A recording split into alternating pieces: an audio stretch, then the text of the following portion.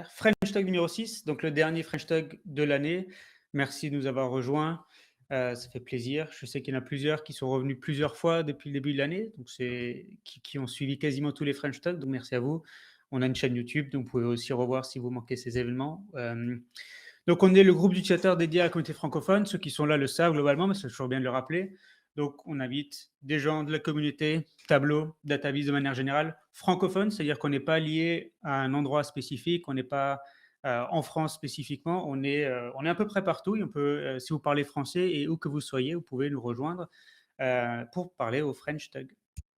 Euh, tous les événements, tous les tugs tableaux sont maintenant gérés sur Bevy. Donc il y a ce lien-là que si Maxime ou Simon pouvaient le mettre aussi peut-être dans le lien, comme ça les gens qui nous suivent sur LinkedIn peuvent le voir. Donc sur ce lien-là, vous pouvez rejoindre le French Tug et ne plus rater aucun événement futur. Donc vous allez avoir des emails récapitulatifs avant les événements et ce genre de choses. Donc n'hésitez pas à nous rejoindre.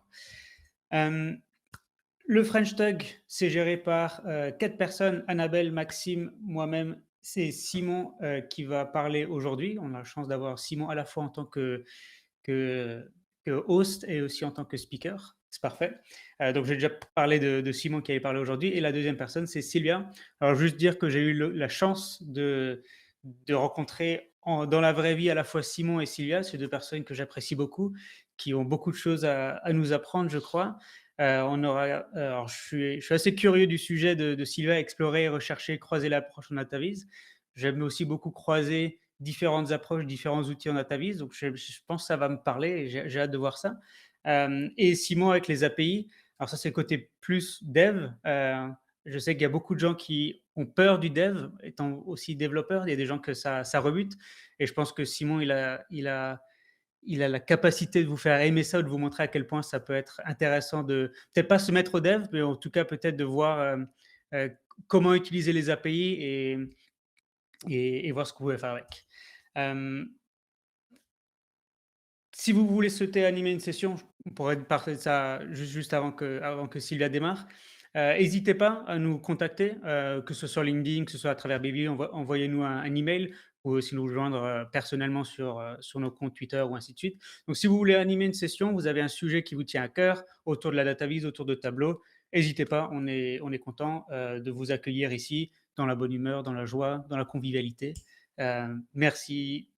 Merci.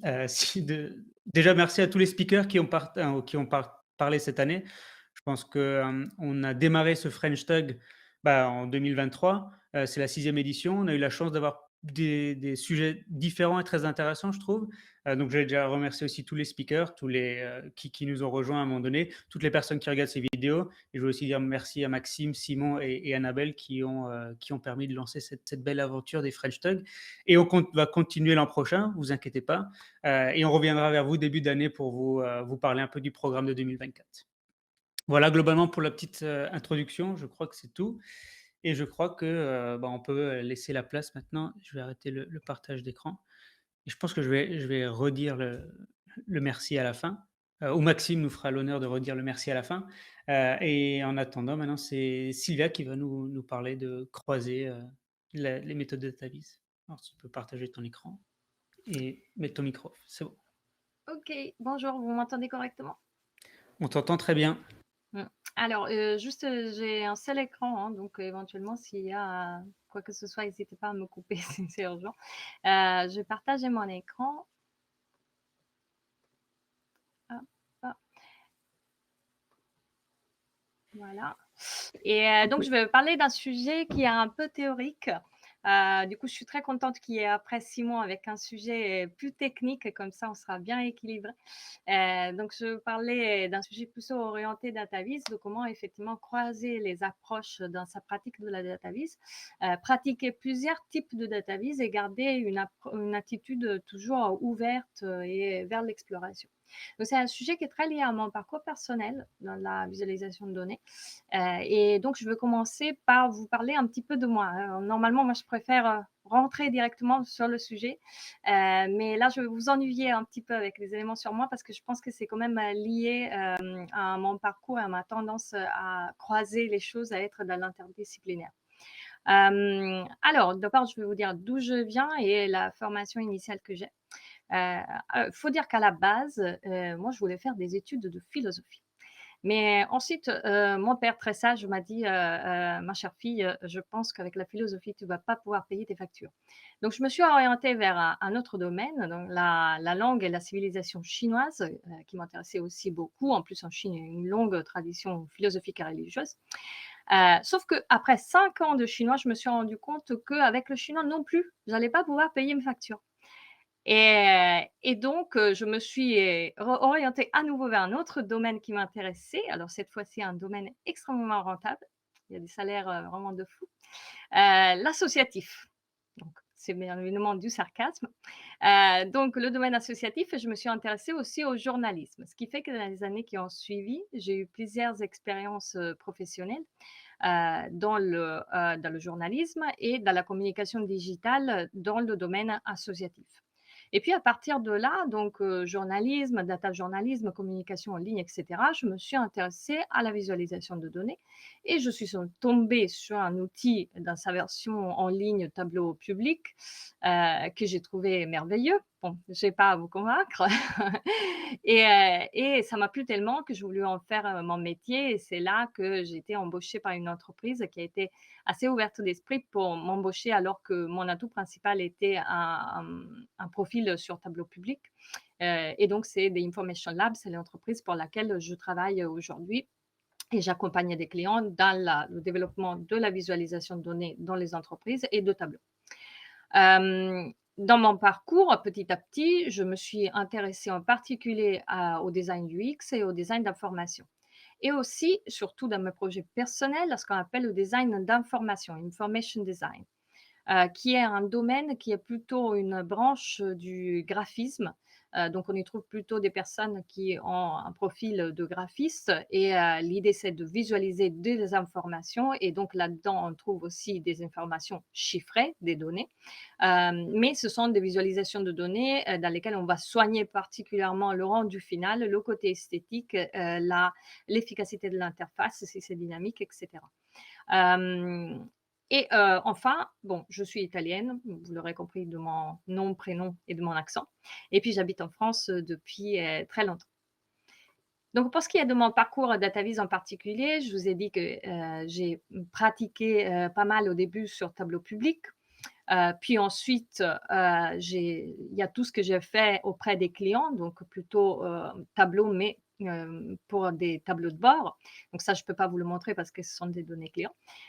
Et puis ensuite, il y a tous les projets plutôt personnels, normalement, que je fais, qui sont plutôt des visualisations statiques, heu, que je pratique avec, à la base, une structure qui est le plus souvent faite dans Tableau ou éventuellement dans d'autres outils. Mais le plus souvent, c'est Tableau, c'est mon outil, enfin, naturellement, c'est l'outil vers lequel je vais en premier. Et puis ensuite, par contre, tout l'habillage et la finalisation de la visualisation est fait en Illustrator. Donc, entre ce que j'ai fait dans Tableau public, ce que j'ai fait auprès des clients, pour Tableau dans l'entreprise et ce que je fais en termes de visualisation statique pour mes projets personnels, j'ai des types de visualisation qui sont quand même très différents. Et ce que j'ai remarqué, c'est que, au fur et à mesure de mon parcours, pour pouvoir naviguer aisément entre ces différents types, de visualisation de données, j'ai eu besoin de faire un changement d'approche. Donc je m'explique. Au début, je consultais pas mal des bibliothèques, de graphiques en ligne. Donc comme ici, par exemple, certains d'entre vous vont reconnaître, je pense, le vocabulaire visuel du Financial Times refait, par Andy Kribel sur Tableau. Et donc mon approche, c'était d'aller chercher les différents types de graphiques et puis, j'étais dans une approche un peu par checklist des graphiques. Donc, je prenais des graphiques de plus en plus complexes, j'essayais de le faire dans Tableau ou éventuellement dans un autre outil, et puis je mettais une petite coche dans ma liste, hop, celui-ci, je sais le faire, hop, prochain, prochain. Sauf qu'à un certain moment, je me suis rendu compte que cette approche était fermée, était finie, parce qu'elle peut m'amener au maximum à cocher toutes les cases de tous les graphiques imaginables qui ont un nom, disons, qu'on connaît et qu'on a répertorié dans des bibliothèques de graphiques. Mais une fois qu'on a fait ça, ben, on s'arrête. Donc, c'était plus très intéressant. Et donc, c'est là que j'ai essayé de passer sur une autre approche. J'ai commencé à faire des lectures de livres, mais aussi d'articles spécialisés. Des articles, par exemple, de conférences, il y a aussi le portail de recherche et développement de Tableau qui est très intéressant. On y trouve un accès libre à des articles très détaillés. J'ai commencé à échanger avec des personnes qui faisaient de la data viz aussi dans des domaines divers et variés. Et puis moi-même, j'ai commencé à essayer de réélaborer ce que j'apprenais avec des articles et des interventions. Donc, je suis passée vers une approche plutôt d'exploration de recherche. Et donc, ce que je vais essayer de faire aujourd'hui, c'est de partager avec vous des approches, des modèles qui me semblent utiles, alternatifs à l'approche tout simplement par liste de graphiques, qui me semblent utiles dans la phase de création des graphiques, mais aussi dans la phase de fruition, de lecture d'une visualisation de données, et aussi dans la phase de transmission de ces connaissances. Donc, la première approche que je voudrais partager est celle que j'appelle de la décomposition des graphiques dans leurs éléments de base. Et pour l'expliquer, je vais passer par le chinois. Alors, le chinois est une langue très complexe. Il y a plein de caractères. C'est ce qu'on appelle parfois les idéogrammes. Ce sont les différents mots, pour faire un raccourci, disons. Et il y en a beaucoup. Un parlant moyen maîtrise entre 4000 et 6000 caractères. Et si on regarde les dictionnaires chinois, celui qui a répertorié le plus de caractères est arrivé jusqu'à plus de 100 000 caractères. Donc c'est énorme. C'est une masse qui est imposante. On a l'impression que c'est impossible à maîtriser, à retenir, à comprendre. Sauf qu'en fait, en chinois, ce n'est pas le caractère d'unité de base. On peut descendre en dessous de ça et on va trouver ce qu'on appelle les radicaux. Ce sont des éléments graphiques qui composent les caractères, qui nous donnent des indices sur le sens ou bien la phonétique, la prononciation du caractère. Donc, je prends un exemple. J'ai un caractère ici. À moins que vous parlez chinois, vous ne le connaissez pas. Imaginons que je suis en train d'étudier le chinois, je ne le connais pas. Mais même sans le connaître, si je connais les radicaux, je peux avoir un indice sur le sens de ce caractère. Parce que je vois qu'il y a ce petit bout ici sur la gauche qui est ce radical-là. Donc, on dirait presque un petit bonhomme avec les mains en l'air. Et en fait, c'est un radical qui est le radical du feu. Donc, ça indique le feu. Et effectivement, ce caractère-là veut dire faire sauter à la poêle. Donc, c'est quelque chose qui implique du feu. Donc, le fait de reconnaître le radical me donne un indice sur le sens de ce caractère. Je retrouve le même radical dans le mot qui veut dire lampe, puis ce radical-là a aussi une version abrégée avec juste 4 traits. Je la retrouve dans le mot bouillir, faire bouillir, dans le mot chaud, dans le mot frire, et puis dans plein d'autres mots. Donc, vous voyez, on peut appliquer cette logique de composants qu'on a dans la langue chinoise, on peut l'appliquer aussi au graphique. Et là, pour l'appliquer, je voudrais utiliser cette citation de Elijah Mix, qui est un expert de DataVis. Donc, notamment, il a écrit un manuel sur D3JS. Et donc, qu'est-ce qu'il dit, Elijah Mix? Ici, il nous dit qu'on peut imaginer un graphique comme un gâteau au chocolat. Mais pour faire un gâteau au chocolat, il n'y a pas qu'une recette, il y en a plusieurs. Et donc, ce qui est intéressant, c'est de ne pas s'arrêter à l'étage gâteau de chocolat, mais de descendre à l'étage en dessous et aller regarder les ingrédients qui ont été utilisés, comment ils ont été combinés. Et c'est par ce travail sur les ingrédients qu'on peut obtenir des résultats qui sont intéressants, voire magnifiques. Donc, dans un graphique, ces ingrédients sont ce qu'on appelle les attributs préattentifs. C'est-à-dire des éléments graphiques très simples qui composent tout type de graphiques, même d'images, et que nos yeux perçoivent d'une manière très rapide. Donc très rapidement, en utilisant ces éléments-là, on peut transmettre des informations et notamment en dataviz. Donc, on a par exemple l'orientation, la longueur, la largeur, la taille, enfin, on a plusieurs.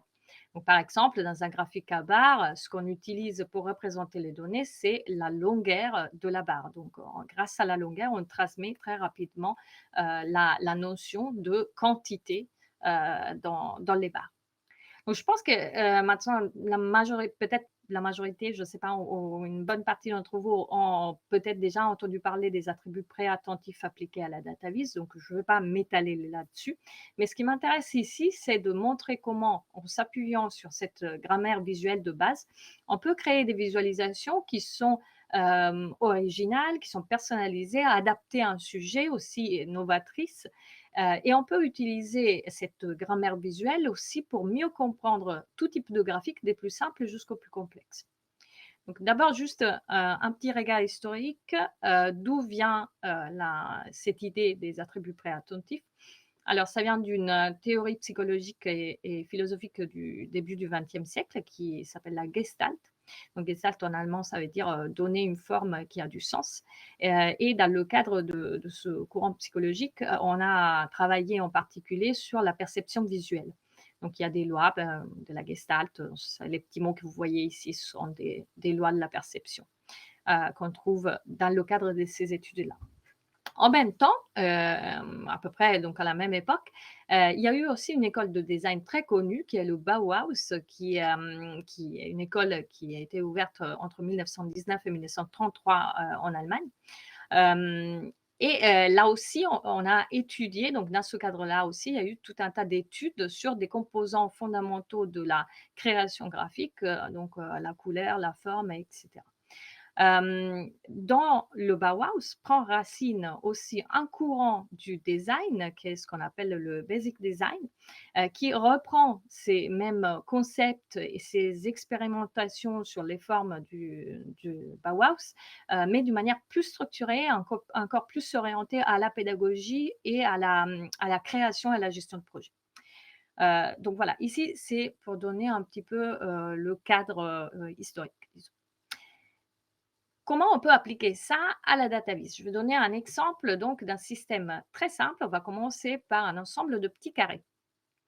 Maintenant, je vais appliquer un des attributs préattentifs qu'on a regardé tout à l'heure, l'orientation. Je vais changer l'orientation d'un sous-ensemble de ces carrés. J'ai des carrés qui sont droits et d'autres qui sont sur la pointe. Tout de suite, visuellement, j'identifie deux groupes. Donc là, déjà, on peut voir le potentiel en termes de data vis avec une modification extrêmement simple. Je peux déjà représenter deux groupes de données différentes. Donc imaginons par exemple, on va représenter parmi les personnes qui assistent à ce meetup en ligne, les carrés droits sont ceux qui se connectent depuis la France et les carrés sur la pointe sont ceux qui se connectent depuis un autre pays. Je peux utiliser un autre attribut préattentif pour souligner et renforcer cette distinction, c'est la position. Je vais écarter les deux groupes. Et puis, je peux encoder une autre dimension que j'aurai dans mes données imaginaires par un autre attribut préattentif, par exemple le contraste. Et donc là, imaginons, je ne sais pas, c'est hommes et femmes, par exemple. Donc, vous voyez, par des modifications très, très simples, on peut déjà avoir quelque chose qui est très efficace en database.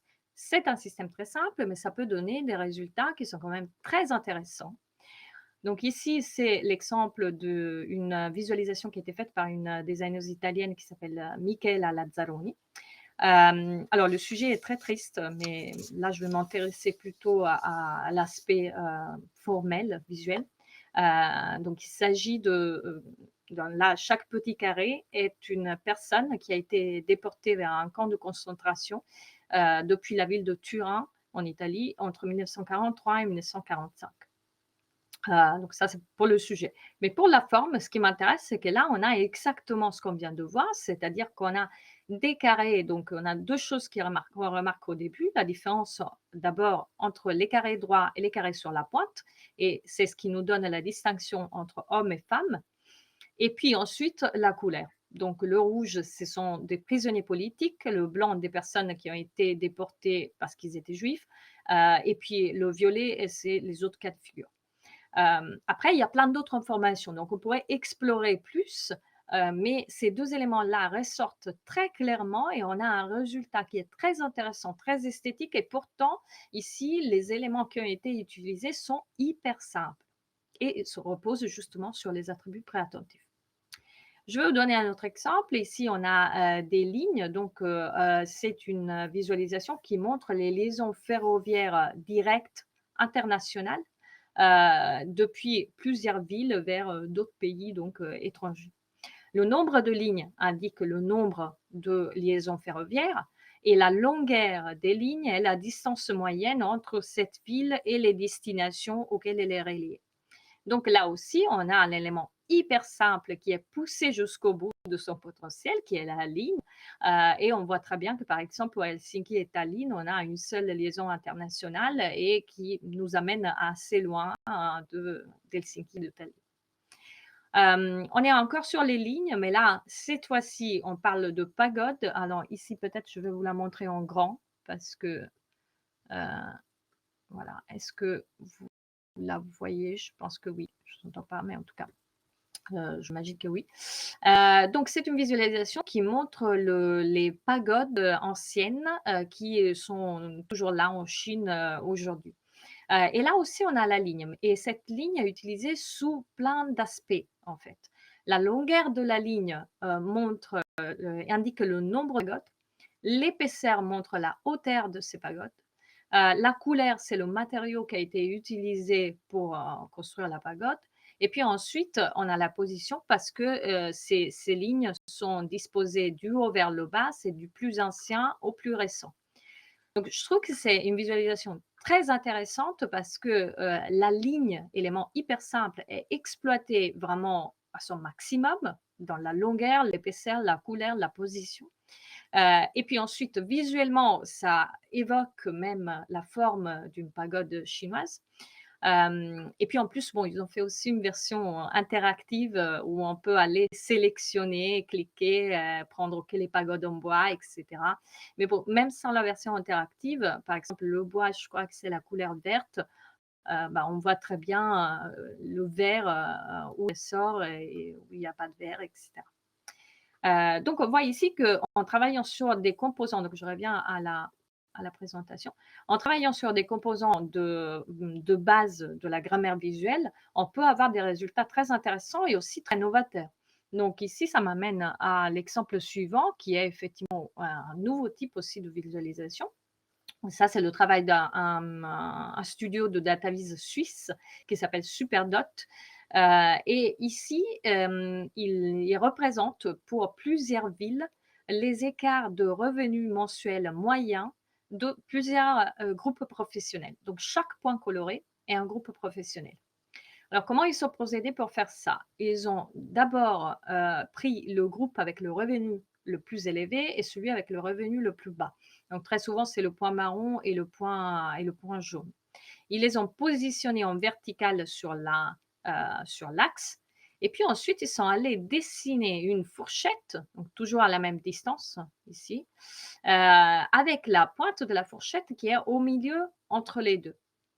Et puis enfin, ils sont allés disposer les points des autres groupes professionnels le long de la fourchette, mais toujours en respectant bien sûr l'axe vertical. Donc au final, on a une visualisation qui est assez nouvelle, on n'a jamais vu ça et qui est assez facile à comprendre. Ça demande, je pense, un petit peu quand même pour s'approprier un peu de la logique, mais bon, c'est pas non plus un effort surhumain. Et puis surtout, qui est très adapté au sujet. Parce que visuellement, on voit vraiment l'écart, la fourchette. Donc, c'est vraiment très bien étudié. Et ce travail a été fait en travaillant donc sur la position, sur des éléments vraiment de base. Ce travail de décomposition des graphiques dans leurs éléments de base a été poussé très loin par ce studio suisse parce qu'ils ont fait même un livre là-dessus qui s'appelle Visualizing Complexity, dans lequel ils présentent une méthode de décomposition modulaire du design d'information. Donc, je ne veux pas vous parler en détail de ce livre parce que je n'ai pas terminé de le lire. Mais bon, voilà, je trouve ça intéressant qu'il y ait une étude de ce type-là. Donc l'approche, maintenant, qu'est-ce qu'on pourrait se dire? On pourrait se dire que, bon, tout ça, c'est bien joli pour faire des graphiques, un peu sympas ou originaux, mais est-ce qu'on peut appliquer ça vraiment à la visualisation de données en entreprise? Alors moi, je pense que oui.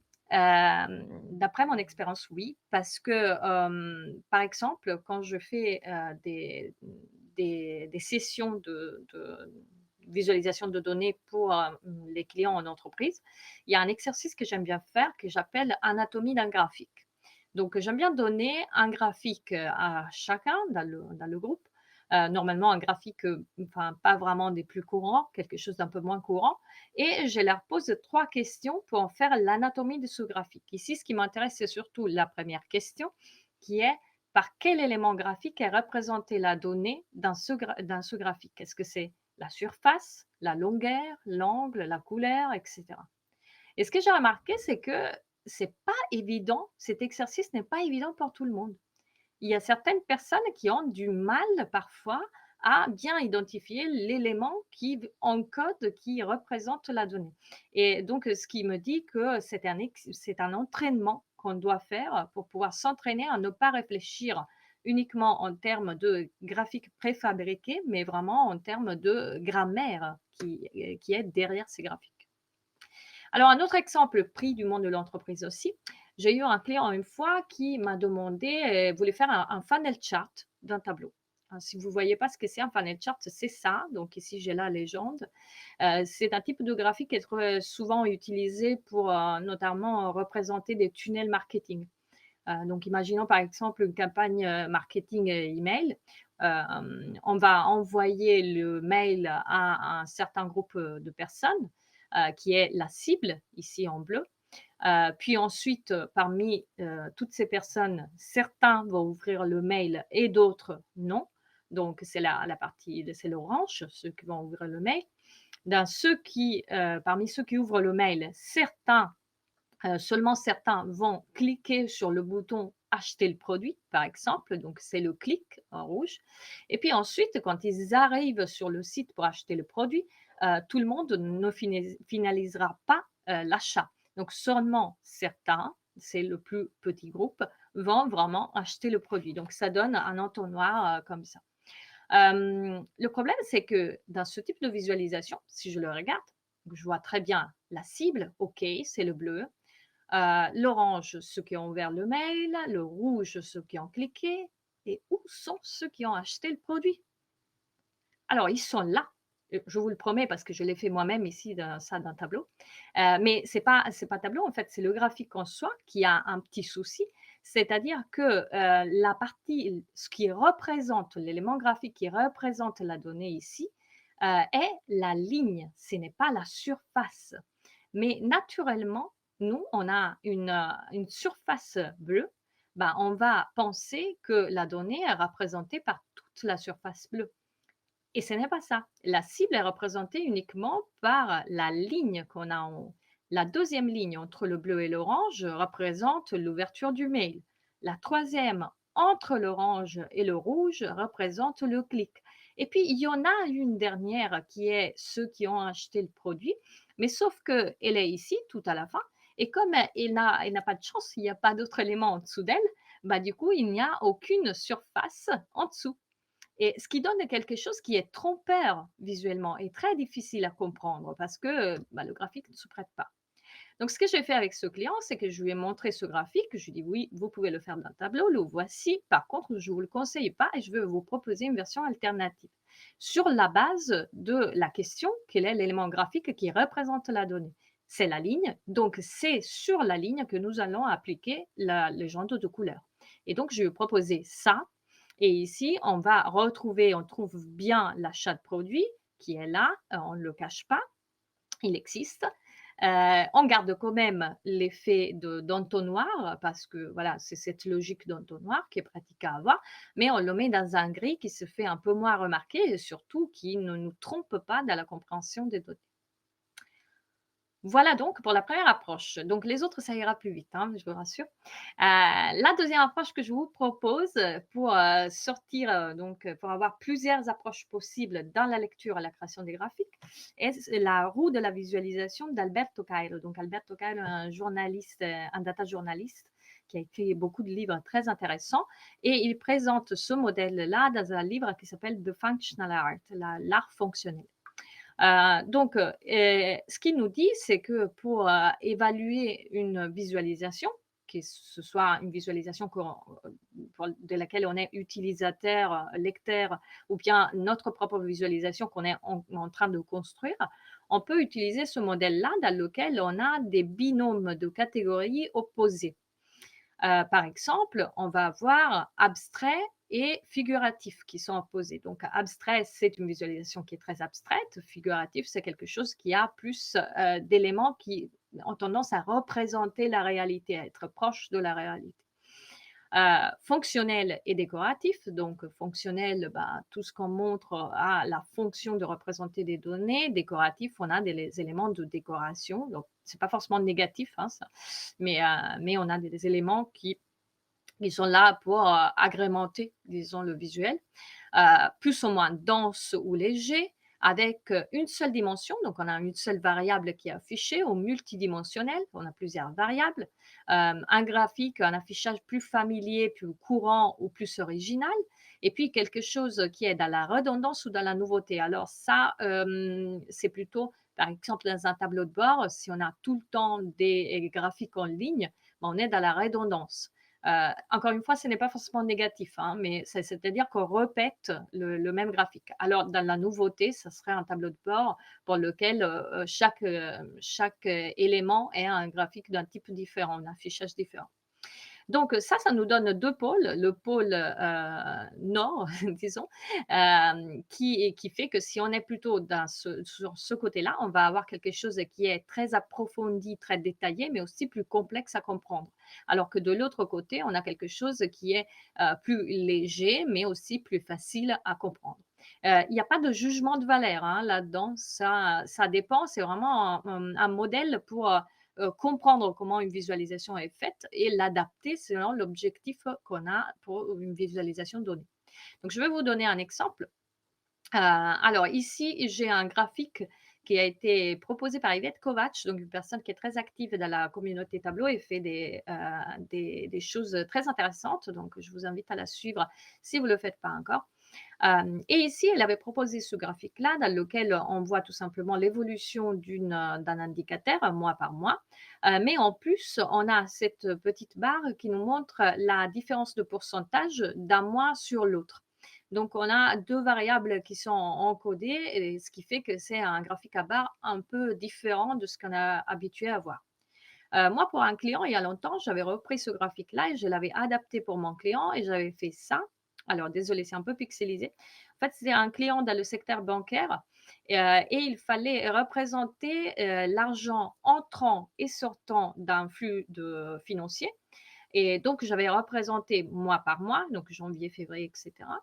L'entrant, c'est ce qui est en positif, c'est le rose ici en l'occurrence, c'est le sortant, c'était le gris. Et puis ensuite, j'avais ajouté cette petite barre qui était le net entre l'entrant et le sortant. Donc vous voyez, j'aurais pris un peu cette logique de agrégation mois par mois qui s'intercale entre les valeurs des mois. Mais en plus, ici, j'avais 3 variables, hein, entrant, sortant et net. Donc quand je présentais ça à mon client, moi, je trouvais ça très simple, très clair. Et en fait, je me suis rendu compte que, parmi les utilisateurs chez mon client, il y avait un peu 2 groupes.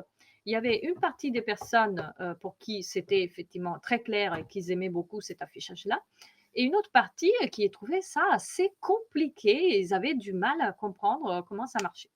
Hem, C'était assez net, c'était assez drôle. Mais en tout cas, je pouvais pas me l'expliquer, mais comment c'est pas compliqué? Je me disais parce que pour moi, c'était évident. Si je prends, le modèle de la roue de la visualisation, ça va m'aider à m'expliquer pourquoi, pour certaines personnes, ça peut être, pas évident à comprendre. Donc je prends ce modèle, je vais essayer de l'appliquer à ce graphique. D'abord, on est dans un affichage fonctionnel, c'est-à-dire qu'il n'y a, presque pas de pixels qui est dédié à autre chose que des données. Voilà, il n'y a pas de décoration, voilà. On est sur du multidimensionnel et on n'a pas une seule variable, on en a 3 qui représentent là, entrant, sortant et net. Donc c'est un affichage plutôt dense, assez original parce que ce n'est pas le graphique à barre, plus courant, normal auquel on est habitué. On est sur des notions un peu abstraites. Voilà, on ne représente pas chaque, chaque élément, ici c'est de l'argent, donc chaque euro par, un point de données, par exemple. Alors pour la nouveauté redondance, ici, je ne saurais pas l'appliquer parce que comme je le disais, c'est plutôt à mon avis dans le enfin à mon sens, c'est plutôt dans le cadre d'un produit de DataVis plus développé, pas que dans un seul graphique. Mais en tout cas, là, on est clairement dans l'hémisphère nord de la roue de la visualisation et donc je suis sur un affichage qui est assez, comment dire? Développé, réfléchi, mais aussi complexe et ce qui m'explique que pour certains utilisateurs, ça peut être quelque chose de complexe. Hem, Éventuellement, je pourrais essayer de jongler sur, ces curseurs-là, essayer d'amener un peu moins de dimensions, je ne sais pas, voilà, pour simplifier et rendre la chose moins complexe. Un autre modèle que je veux vous présenter, c'est un modèle qui a été présenté par Endicott Grave, très récemment, donc à une, conférence, Tableau à Berlin, en novembre et c'est le modèle qui est appelé l'Everse. Donc désolée pour ceux qui le connaissent déjà, qui ont déjà écouté la superbe présentation de Endicott Grave. En tout cas, ce que je vais essayer, c'est de l'appliquer dans le contexte de ce discours que je vous fais aujourd'hui. Donc dans ce modèle-là, on a en fait plusieurs critères en quelque sorte par lesquels on peut évaluer une visualisation de données. Donc le premier, c'est le niveau de détail. Une visualisation peut nous montrer des données qui sont plus agrégées ou plus granulaires. Le deuxième, c'est le côté émotif. Ça peut être plus ou moins focalisé sur l'aspect émotif. Puis la précision, donc ça peut être plus ou moins précis. Le côté exploratoire, est-ce que c'est une visualisation qu'on peut explorer, qui nous permet d'aller filtrer, aller sélectionner des éléments ou même sans interactivité, d'aller regarder plus en détail et cetera? Ou bien, c'est tout simplement on nous montre, quelque chose, une donnée, et on n'a pas possibilité d'aller explorer, plus loin. La rapidité, est-ce que c'est quelque chose qui se comprend très vite ou qui demande un peu plus de temps?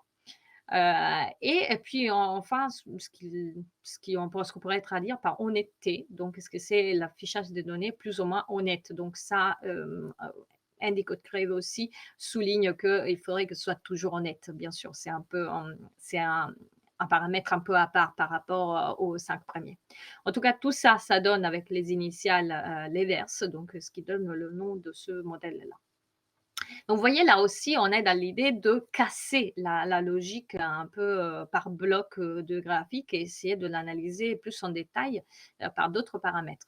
Je vais vous donner un exemple. Donc, ici, c'est une visualisation que j'ai fait moi pour un concours de DataVis organisé par l'Agence spatiale européenne. Et donc, il s'agissait d'utiliser les données satellites de l'agence spatiale pour créer ce qu'ils appelaient une little picture, une petite image, donc une visualisation très synthétique en une seule image qui nous donne un fait clé en données par rapport au changement climatique. Donc ici, moi, j'avais choisi de montrer la fonte des glaces en mer Arctique. Et donc là, on voit que on a 34% de la glace qui a fondu en mer Arctique entre 1980 et 2022. Dans le cadre de ce concours-là, les critères du jury étaient ceux-ci. Donc, les deux critères principaux étaient l'esthétique et la clarté du message. Donc, ce qui fait que j'ai créé quelque chose de ce type-là et pas autre chose. Si j'applique le modèle de l'Everse ici, alors on va dire, est-ce que c'est une visualisation plutôt agrégée ou plutôt granulaire? Ben, c'est plutôt agrégé, puisque je donne juste un chiffre, 34%, il n'y a pas de granularité. C'est plutôt tourné vers l'émotion, donc pour laquelle j'utilise le côté esthétique pour, comme levier émotif, en fait. C'est assez, alors pas ambigu, c'est une mauvaise traduction ça en français, ce serait, c'est moins précis. Il n'est pas focalisé sur la précision. Donc, voilà, par exemple ici, j'ai pris la liberté d'afficher des petits morceaux de glace, qui se défait, pour accentuer le côté émotif justement, mais ce qui rend forcément un peu moins précise la ligne de démarcation entre la zone avec la glace et la zone sans glace. Mais comme l'objectif était de faire quelque chose qui serait esthétique, bah, du coup, j'ai privilégié ça plutôt que le côté de la précision. On est dans l'explication et pas dans l'exploration, pas de possibilité d'explorer là-dedans.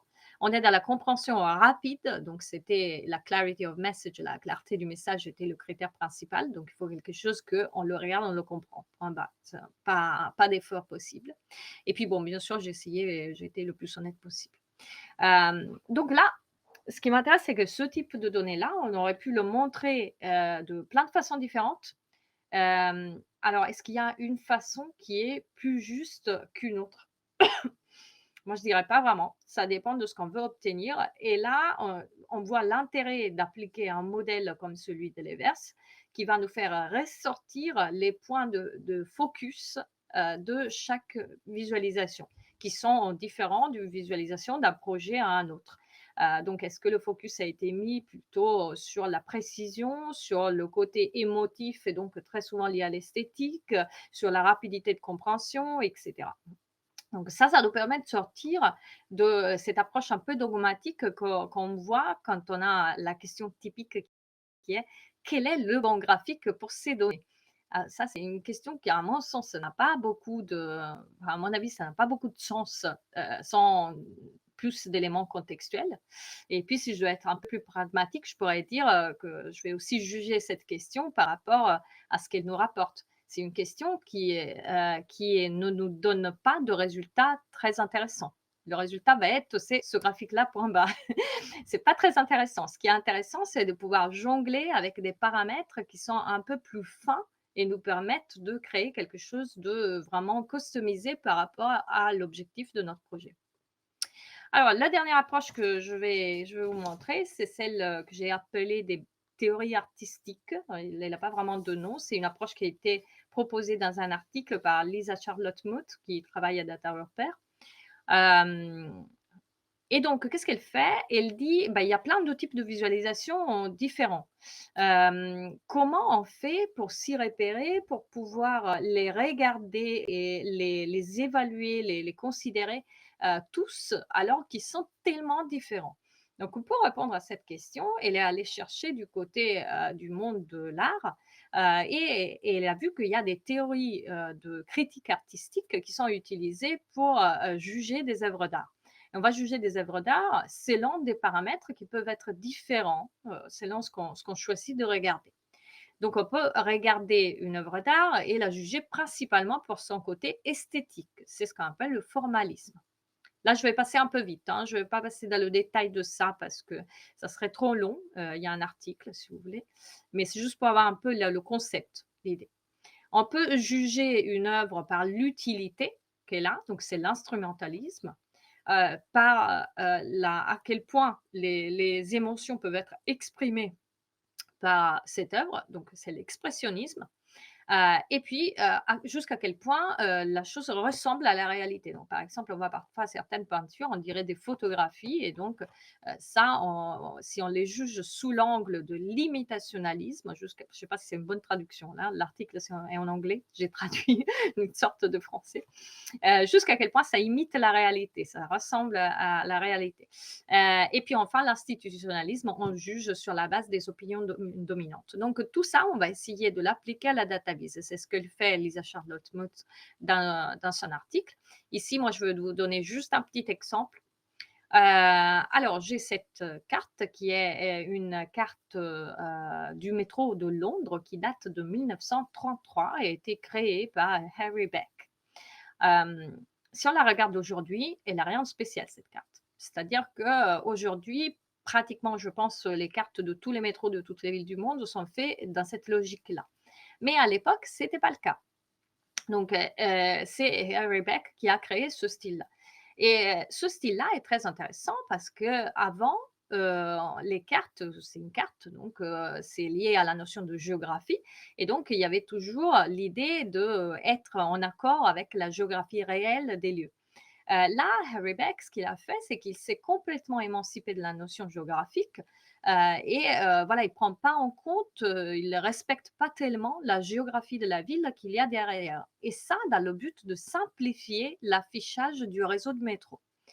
Il a fait aussi une autre chose, il a fait en sorte que toutes les lignes soient verticales, horizontales ou bien à 45 degrés.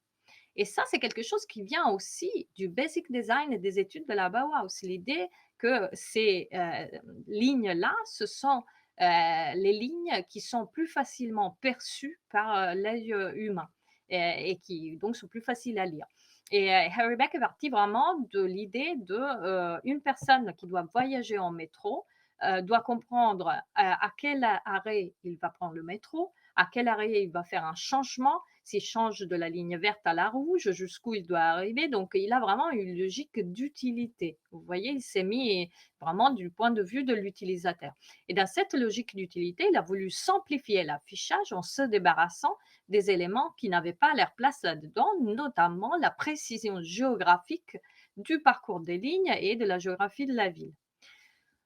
Aujourd'hui, personne ne s'imaginerait de dire cette carte est nulle parce qu'elle ne représente pas correctement la géographie de la ville. Ça serait une remarque qui relèverait de l'imitationnalisme, jusqu'à quel point ça ressemble à la réalité. Mais personne ne dirait ça parce qu'on voit que c'est tellement efficace que maintenant tous les réseaux de métro utilisent cette méthode-là. Et donc, on va la juger plutôt à la lumière de l'instrumentalisme, c'est-à-dire jusqu'à quel point elle est utile à la personne qui doit planifier son voyage en métro. Donc ça me rappelle par exemple quand dans des projets de tableau de bord en entreprise, on a parfois des données géographiques et il y a toujours quelqu'un qui, tout de suite dit: «Bon, bah, très bien, faisons une carte». Dans ce réflexe de puisque c'est des données géographiques, faisons une carte. Mais parfois, ça n'a pas forcément de sens, d'utilité, en fait. Donc on peut le juger aussi par à la lumière de cet aspect-là. Est-ce que c'est utile ou pas? Si on a juste, plusieurs villes, Paris, Lyon, Marseille, je pense que tout le monde sait où elles se trouvent. Si les données en particulier, ne n'ont pas un caractère géographique important, enfin la géographie n'est pas importante là-dedans, on peut tout à fait s'en émanciper. On n'est pas obligé de faire une carte, de respecter ce côté géographique, dans les données. Donc voilà, ça c'est une application de dernier modèle. Et donc je vais résumer un petit peu. Donc, ce que je voulais dire, c'est que la logique paragraphique n'est pas la seule possible en DataVis. Et c'est intéressant de croiser plusieurs modèles de lecture de la DataVis parce que ça nous permet à la fois d'avoir une compréhension plus fine d'une visualisation quand on la regarde et aussi, nous, quand on crée des visualisations, on peut avoir des approches plus créatives. Donc, voir par exemple, voilà l'exemple du studio Superdot que je vous ai montré tout à l'heure avec le graphique en fourchette ou celui des pagodes, où il y en a plein. Il y en a plein sur tableau public aussi, j'ai pas eu le temps de les montrer, mais c'est une approche qui est intéressante à mon avis, dans plusieurs phases d'un parcours de DataVis, dans lequel souvent on est, à la fois dans l'apprentissage continu. Donc en phase d'apprentissage, c'est intéressant avoir cette approche ouverte, de recherche, aller chercher différents modèles et essayer de les appliquer à notre apprentissage. C'est intéressant en phase de lecture, de fruition de la DataVis. Aussi en phase de création, pendant qu'on crée quelque chose, on peut se poser des questions de ce type-là, et dans la transmission de connaissances. Donc, par exemple, l'exemple que je donnais de mon exercice de l'anatomie d'un graphique. La visualisation de données est un champ très vaste et on peut le pratiquer tout à fait sous plusieurs formes. Il n'y a pas, elles ne s'excluent pas l'une et l'autre. Il n'y en a pas une qui est plus légitime que l'autre. Et en général, je dirais que, voilà, pour moi, au moins personnellement, avoir cette attitude d'ouverture, d'exploration, ça m'a permis vraiment d'enrichir mon parcours de data viz avec, des expériences, personnelles, des éléments que je suis allée prendre aussi d'autres domaines. Et ça, c'est ce qu'on appelle, la cross-pollination, donc la pollination croisée, je ne sais pas en français. Donc, l'idée d'avoir des éléments de réflexion qui viennent de, par exemple, plusieurs types de visualisation de données ou plusieurs domaines, proches de la data ou même assez éloignés de la data, pourquoi pas? Et à les mélanger, ces réflexions qu'on peut avoir, nos différentes expériences pour créer quelque chose qui est notre propre parcours et ce n'est pas juste, la copie de, ce qu'on a l'impression qu'on est censé faire. D'accord?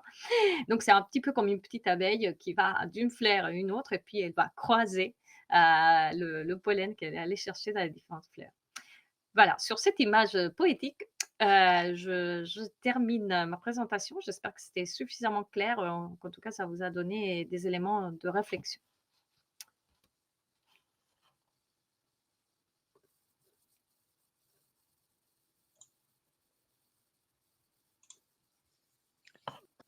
Merci beaucoup, Sylvia. C'était Merci. super intéressant et très joliment présenté. Je trouve que la narration dans ta presse était vraiment très agréable. Est-ce qu'il y a des personnes qui auraient éventuellement des questions pour Sylvia?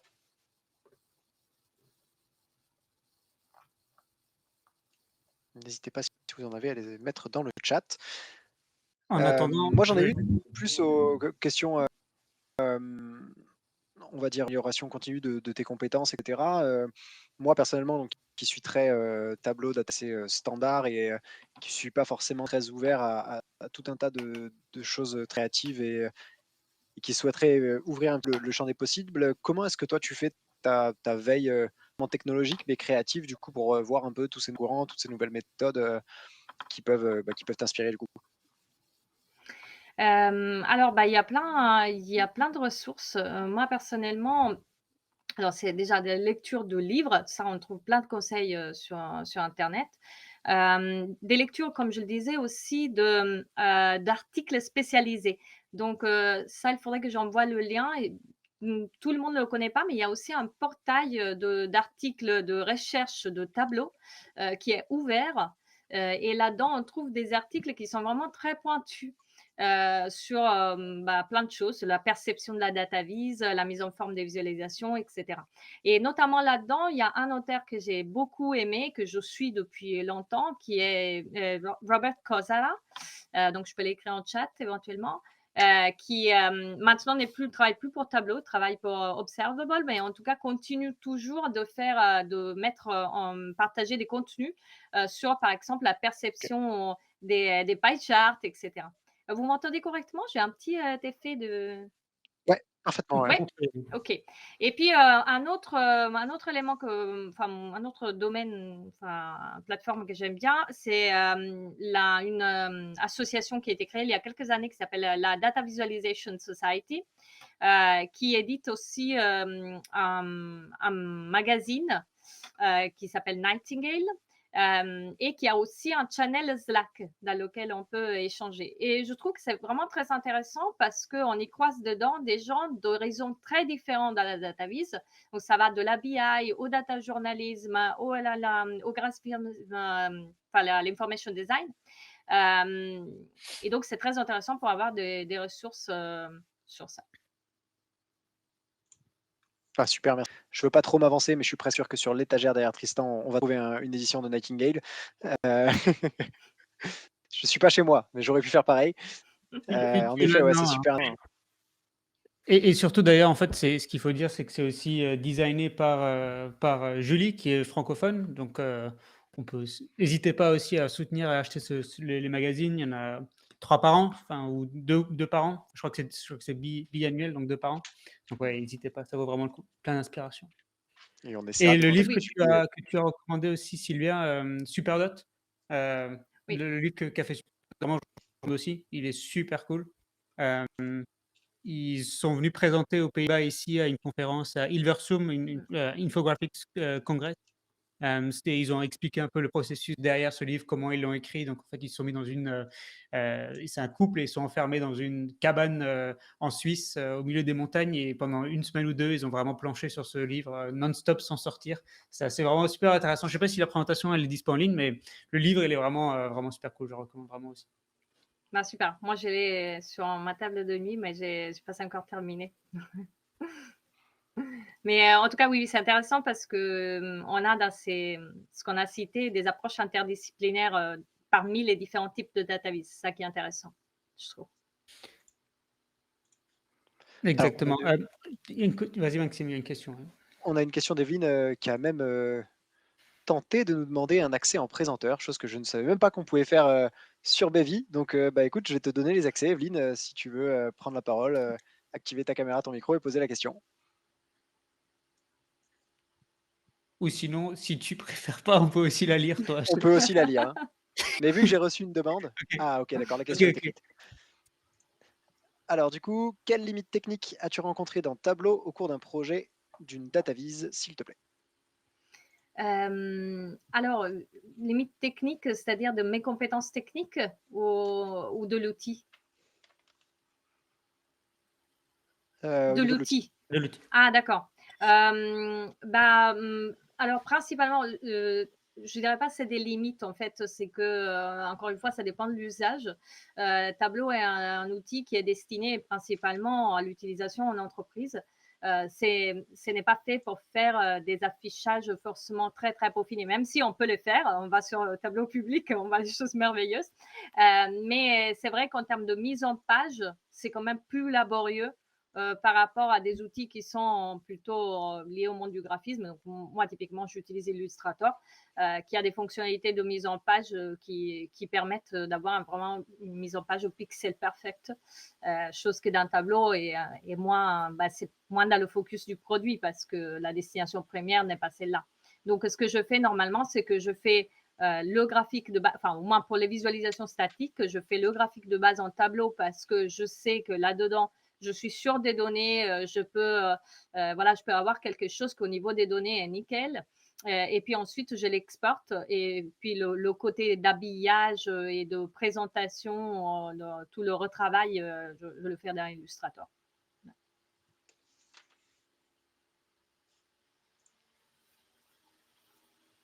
Bien. Et je pense qu'en plus, j'ai l'impression que ce que tu as expliqué, Cilia, on le voit, je pense, de plus en plus de gens qui croisent, qui ne restent pas forcément uniquement dans le tableau, mais qui vont aller peut-être piocher dans, dans Illustrator, dans Photoshop, dans Figma, dans même d'autres outils pour essayer de dire, OK, je comble les lacunes d'un outil avec un autre outil. Donc, je pense que c'est quelque chose qui fait sens. Il ne faut pas demander, utiliser les outils dans ce pourquoi ils sont vraiment bons, quoi. Bah, oui, c'est normal. Mais en même temps, dans Tableau, on peut faire tellement de calculs qui nous permettent de décortiquer les Exactement. choses. Je pourrais faire des graphiques directement dans Illustrator. Je sais que des personnes qui sont plus à l'aise dans Illustrator le font. Moi, je n'ai même pas passé du temps à essayer de le comprendre parce que je suis tellement plus dans mon monde d'un Tableau pour ce qui est vraiment de la première mise en forme. Et puis oui, il y a de plus en plus cette tendance à croiser les outils. Et toi, Tristan, tu en es un exemple vivant. Donc, C'est avant tout, ouais, parce que je pense au fur et à mesure qu'on utilise Tableau ou même n'importe quel outil, on commence je dis pas perdre la magie. Tableau reste magique pour certains aspects. Pour moi, il n'y a aucun autre outil que j'utiliserais si j'ai un nouveau jeu de données, que je dois commencer à juste le visualiser pour voir ce que contient ce jeu de données et comment croiser les données. Je vais directement prendre Tableau. oui. C'est vrai qu'arrivé à un certain point, on se dit, je vois à quel point c'est facile d'aligner certaines choses dans d'autres outils. Donc, le fait de le faire dans ce que Tableau propose, on se sent un peu limité de temps en temps. Donc, plutôt que d'attendre que Tableau résolve certains problèmes qui peut-être n'arriveront jamais, essayer de voir comment est-ce qu'on peut résoudre ces problèmes-là en utilisant d'autres approches. Oui, Et d'ailleurs, complètement. et d'ailleurs, justement, pour peut-être utiliser d'autres approches, d'aller plus loin que ce que Tableau peut faire. C'est une super transition avec ce que Simon peut nous proposer en disant, bah, en fait, on peut utiliser des outils comme Illustrator ou Figma pour le côté design, mais je pense plus pour le côté data aussi, on peut s'affranchir de certaines limitations de ce que Tableau propose de base en utilisant certaines API. Simon, corrige-moi si je me trompe, Non, mais non, mais complètement. c'est le J'étais en sujet train de de. me dire justement que, Voilà. c'était une La transition belle assez transition. incroyable. Je sais pas si c'était volontaire, mais c'était très Pas du réussi. tout, c'était voilà, je t'ai vu, tu m'as inspiré. Ah, c'est beau. Alors, si je peux peut-être juste placer quelque chose avant qu'on donne la main à Simon pour sa présentation. Bien Je vais sûr. me concerter avec mes deux co-hosts du French Tug. Qu'est-ce que vous pensez du fait, étant donné que c'est la dernière de l'année, qu'on mette en place peut-être un petit concours pour faire gagner le livre Supernote? Carrément, Je trouve que très bonne idée. Noël est en avance. Allez, on peut essayer de faire ça. Ce que je vous propose, vous êtes, un certain nombre de participants, sur LinkedIn, vous êtes aussi pas mal, sur Bevy. Envoyez-moi un message personnel depuis Bevy en me disant quelle est la session que vous avez préférée sur les 6 sessions du French Tag, et pourquoi. Ça peut très bien être celle de Sylvia, ça peut être aussi, d'autres sessions qui ont été données, plus tard. Donc vous avez aussi, la possibilité de laisser un peu de temps à Simon pour préférer sa session, hein, bien sûr. Et à la fin de l'événement, on fera une loterie et on fera gagner, un ou plusieurs livres, aux différentes personnes qui m'auront envoyé un message. Donc il nous faut un huissier de justice pour ça. Je vais renseigner tous les noms au fur et à mesure et on fera tourner une roue en direct, OK, nice. et OK, Simon du donc coup, envoyez un message à Maxime. Maxime va noter, vos prénoms et à la fin, on les met dans une roue, c'est ça qui va décider de qui gagne, ça me semble très bien. exactement. Quelle organisation! On a préparé tout ça longtemps en avance. Bah, écoute, merci Maxime. Simon, je pense que du coup la parole est à toi. Ça marche. Je vais présenter mon écran alors. Est-ce que vous m'entendez bien? Parce que je suis sur un setup que je ne connais absolument pas, qu'on m'a prêté. C'est très J'apprécie bien. énormément. Je me sens un peu youtubeur. Alors, hop, partager, yes. Hop là. Est-ce que mon écran Tout est OK, c'est bon pour toi, tu peux démarrer. magnifique. En plus, vous me voyez peut-être en 2 fois. Alors, bah, effectivement, comme l'a si bien présenté, tout à l'heure, Tristan, j'aimerais essayer de vous faire, apprécier plus, les API et la programmation. Alors la programmation, c'est peut-être pas pour, ce soir, mais les API, en tout cas, j'ai bon espoir de vous faire, apprécier, leur puissance et leur simplicité aussi d'utilisation. Surtout quand on vient les combiner avec, d'autres outils comme, Postman, par exemple. Donc en data vise finalement, on peut le faire assez facilement, avec, voilà, bah, comme, ça a été dit tout à l'heure, avec un Figma, avec un Photoshop, pour combiner Tableau, et enfin les fonctionnalités des 2 outils et finalement dans Tableau avoir une restitution, qui peut être beaucoup plus sympa. Dans Tableau Serveur, également, on a la possibilité, de faire, pas mal de choses, en plus de ce que Tableau Serveur nous propose. Et donc c'est justement, aussi, enfin c'est le propos de cette présentation. Donc, bah, déjà dans un premier temps, moi je voudrais saluer d'abord, Tableau pour, toutes les fonctionnalités qu'on peut avoir sur Tableau Serveur ou Cloud parce qu'on en a, une multitude, de très, utiles, intéressantes, qui nous permettent de toujours, améliorer au quotidien, l'utilisation, bah, que ce soit par exemple de la performance d'un tableau serveur ou d'un tableau cloud, optimiser, la façon dont, on va partager du contenu avec les utilisateurs, ou encore, dont on va pouvoir, tirer des informations de la façon dont les utilisateurs consultent nos rapports. Donc évidemment, donc il y a énormément de nouvelles fonctionnalités qui apparaissent, enfin qui apparaissaient, jusqu'à maintenant et qui apparaissent encore régulièrement. Mais malheureusement, parfois, ces fonctionnalités, sont peut-être incomplètes par rapport à un besoin spécifique. Dans un cas particulier, on n'a peut-être pas forcément, exactement ce que l'on souhaitait, pouvoir faire, que ce soit au niveau toujours de tableau serveur ou cloud. Et justement, c'est une des options, que peuvent nous apporter les API. Donc on va avoir plusieurs use cases, enfin, là, ce soir, moi, je vais vous présenter, principalement, comment est-ce que ça fonctionne, quelques petits use cases, sur, Postman, pour, vous montrer, en fait, finalement, à quel point est-ce que c'est simple. Mais, donc on peut, imaginer un peu, quelques use cases, dans lesquels, l'utilisation des API s'appliquerait bien, pour vous montrer aussi, à quel point ça peut être intéressant, de s'en servir, dans votre cas, dans vos situations. On aurait par exemple les actions en masse, qu'on ne peut pas forcément faire, dans Tableau ou alors qui peuvent potentiellement être, coûteuses en termes de performance pour un tableau serveur, par exemple, notamment les abonnements, par exemple, où, dans Tableau serveur, un abonnement prend de la ressource, pour le serveur et donc forcément, si on a une multitude d'abonnements, on vient cumuler, des ressources qui sont consommées et donc ça peut devenir, si c'est trop important, ça peut devenir coûteux, pour, la plateforme Tableau serveur et ça pourrait potentiellement, mettre en danger même son utilisation si c'est poussé à l'extrême. Mais toujours dans ce contexte des abonnements, il peut y avoir aussi d'autres situations, comme par exemple, on peut rajouter assez facilement des personnes, à un abonnement.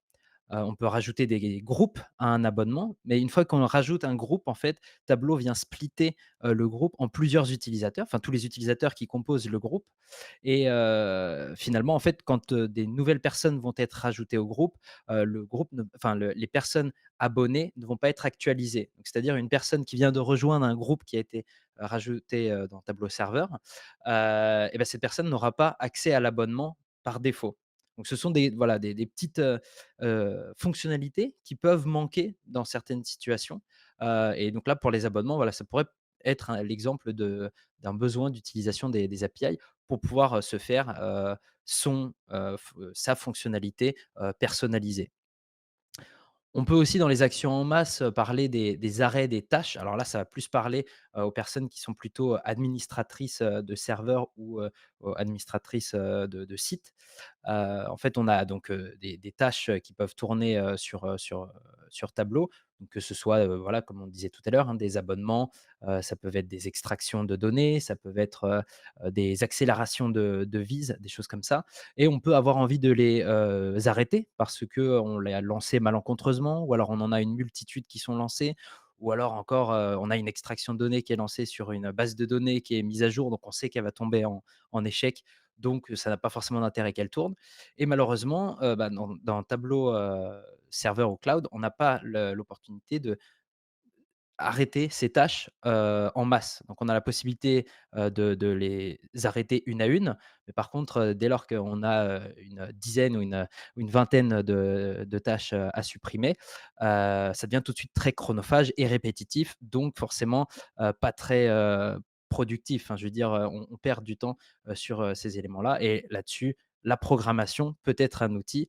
pour nous aider à automatiser ces choses-là ou à les rendre plus faciles et les API sont un très bon outil, pour Tableau, de ce point de vue-là.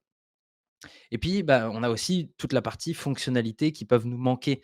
Donc là, on a parlé des fonctionnalités qui n'allaient peut-être pas jusqu'au bout de ce que l'on pourrait attendre dans certaines situations.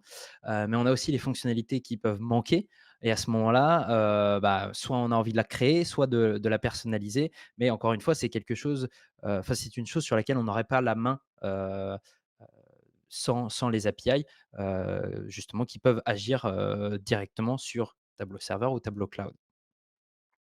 Donc, bah, donc à ce moment-là, ouais, justement, on peut, se dire, qu'on a tous plus ou moins des use cases, si on a travaillé sur Tableau Serveur ou Cloud, on peut tous imaginer à un moment donné, une action qu'on a pu faire qui était particulièrement répétitive ou, chronophage, justement, dans l'utilisation de Tableau et donc, à ce moment-là, on se demande, quel est l'outil qui pourrait bien m'aider?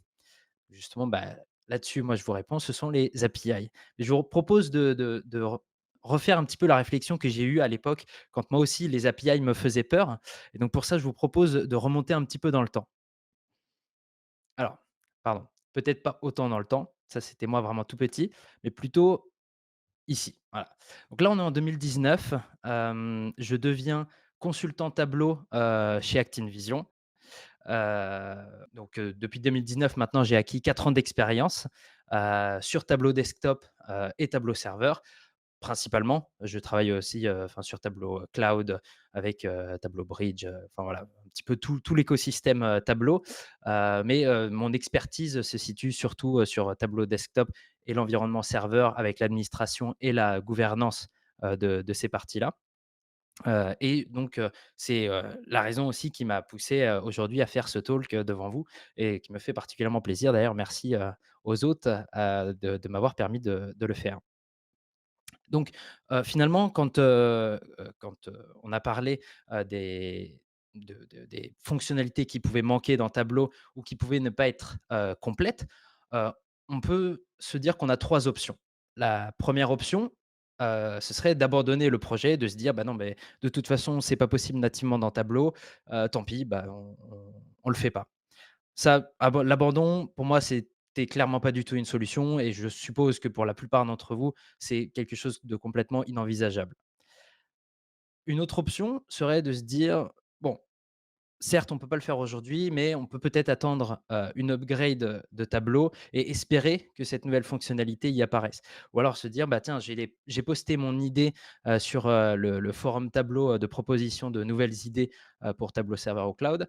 Je vais croiser les doigts et puis dans une des prochaines upgrades, ça va arriver, si je prends mon mal en patience, ça pourrait le faire». Ou alors, on a cette troisième option, heu qui peut faire peur, mais justement on verra ensemble, qu'il ne faut pas du tout en avoir peur, c'est de prendre les choses en main.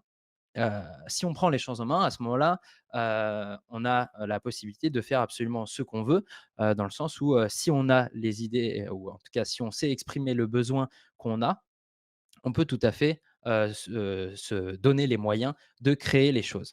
Et à ce moment-là, justement, moi, j'ai, une catchphrase, que j'ai créée pour l'occasion, c'est se dire: «Bah, oser les API». Et c'est la chose que j'ai faite justement, quand, dans une situation client donc qui m'est arrivée, il y a maintenant, 3 ans, donc j'ai démarré chez un client qui avait ce genre de problématique, qui avait besoin justement de créer des opérations en masse qui étaient, limitées côté tableau serveur, enfin qui étaient faisables, mais malheureusement qui étaient très chronophages, puisqu'on pouvait parfois monter jusqu'à une centaine, de tâches à supprimer par exemple, donc quelque chose de particulièrement chronophage et très barbant, donc clairement il fallait trouver une solution. Et à ce moment-là justement, ayant entendu déjà parler précédemment des API, je me suis dit: «Bon allez, il faut que je me lance, je sais faire de la programmation, il faut que je teste». Donc pour ça, justement, je vais vous montrer à quel point les API Tableau sont simplement puissantes. Je vous propose de passer directement, sur mon écran, de PC. Hem, pour ça alors pardon, hop, c'est pas la bonne fenêtre. Est-ce que vous voyez toujours mon écran? Oui, si, vous voyez toujours mon écran. C'est tout bon. C'était pas ici exactement que je voulais aller. Voilà, on va commencer par ici. Je vais commencer par la documentation, quelque chose qui n'est pas forcément très agréable à lire, mais qui est très, très intéressant, pour nous permettre enfin, pour vous permettre aussi de vous rendre compte à quel point, finalement, c'est assez simple. Donc on va prendre, donc la référence des méthodes. Si on prend, allez, on va prendre quelque chose, du type, simple, enfin je veux dire simple, de type, vraiment, très, parlant plutôt. On va chercher par exemple ici à, récupérer, heu, tac, tac, tac, allez get view par exemple. On va aller chercher à récupérer une vue spécifique dans Tableau. L'idée, c'est que, voilà, on a, pour les API, une trame qui sera toujours la même, modulo une petite modification à la fin pour dire: «Beh, je veux telle chose». Donc finalement, si on regarde la trame ici, donc on get, donc on récupère une information. Ensuite, on va, avoir, vous le verrez tout à l'heure dans Postman, mais rajouter ici le serveur sur lequel, on s'appuie bien sûr. API, donc pour dire, bah, je vais utiliser l'API, la version de l'API. Donc ça, si vous souhaitez, vous en servir, vous pourrez voir, les versions d'API qui conviennent bien, avec votre version de Tableau Serveur ou cloud. Et ensuite, voilà, bah, du coup, quelques informations supplémentaires. Donc ici, on va spécifier donc le site auquel on veut accéder. Ici, l'ID du site auquel on veut accéder. Et enfin, ici, dans notre cas précis, on souhaite récupérer une vue spécifique. Donc, on va dire, dans les vues, je veux récupérer telle vue avec son nom de vue, son ID de vue.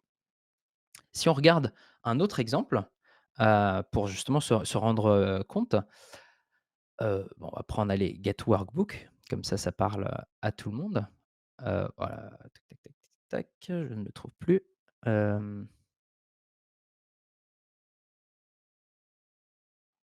Bah, allez, on va se prendre autre chose même que Get Workbook, parce que je ne le trouve pas. Voilà, Get Workbook Revision, par exemple. Si on regarde de nouveau, la trame, elle est très, très similaire. De nouveau, on a une requête donc, get pour récupérer une information. On spécifie que donc on va utiliser l'API, la version de l'API que l'on va utiliser, l'ID du site que l'on va, consulter, enfin sur lequel on va consulter. Là, cette fois-ci, comme ce sont des classeurs, des workbooks qu'on va aller interroger, on récupère du coup donc, enfin on dit qu'on va aller chercher dans les workbooks, le workbook avec tel ID et du coup ce que là on souhaitait récupérer, c'était ces révisions. Donc ce sont finalement, c'est l'historique des classeurs que l'on peut retrouver, dans Tableau Serveur. Et là, du coup, bah, simplement ce que, l'API va nous répondre, donc c'est dans un format, donc là XML, donc c'est juste le format finalement, hein, de réponse, ce genre de format, on peut après très bien les lire dans un tableau desktop, par exemple, pour, après, en ressortir des informations ou dans un langage de programmation pour pouvoir ensuite, enchaîner des commandes et mettre en place des actions, par exemple. Et finalement, en fait, ici, la trame, elle est toute simple, très lisible. On a la réponse de tableau serveur qui nous dit, donc la pagination, c'est une chose qu'on va, voir, un petit peu plus tard, mais, c'est pas particulièrement compliqué. C'est juste quand on a beaucoup d'éléments à afficher, il faut qu'on lui dise, sur, quelle est la taille des pages qu'on va lui définir et à quelle page est-ce qu'on souhaite se situer. Finalement, comme dans un magazine, dans un catalogue où on a, dans un catalogue IKEA, par exemple, on a plein de produits, on va aller dans le glossaire, on va se dire: «OK, bon, bah, c'est au niveau de la page, numéro 36 qu'on a les meubles, OK et il y a, 100 éléments par page. Bon, bah, je vais aller donc à la page, 36 pour récupérer mon 10e élément», par exemple. Hop et voilà, j'ai mon meuble Gluck-Schluck. C'est l'idée. Et puis derrière, en fait, après cette pagination, on a la réponse finalement qu'on attendait de Tableau, qui sont les révisions. Et donc là, finalement, comme on souhaite enfin, on a demandé des révisions au pluriel, enfin, c'est une requête qui récupère toutes les révisions. On va avoir le listing ici de chacune des révisions avec quelques détails. Donc là, le détail de la date de création, le numéro de la révision, enfin l'identifiant de la révision, s'il a été supprimé, si la révision a été supprimée, donc là, ces 2-là, n'ont pas été supprimés, celui-ci, l'a été et cetera. Enfin voilà, on a, des informations en lien avec, ce que l'on cherchait. Donc finalement, heu, si on revient un petit peu à la trame que l'on envoie, on a vu qu'elle est très similaire, hein, d'un élément à un autre. Je peux en prendre un dernier peut-être vraiment pour, encore appuyer le fait que, c'est, très, très, identique. Par contre, je suis vraiment que sur des workbook views. Ah oui, parce qu'effectivement, j'étais dans la section pour les views et les workbooks. Moi, j'aurais aimé, voilà, par exemple, data source, voilà.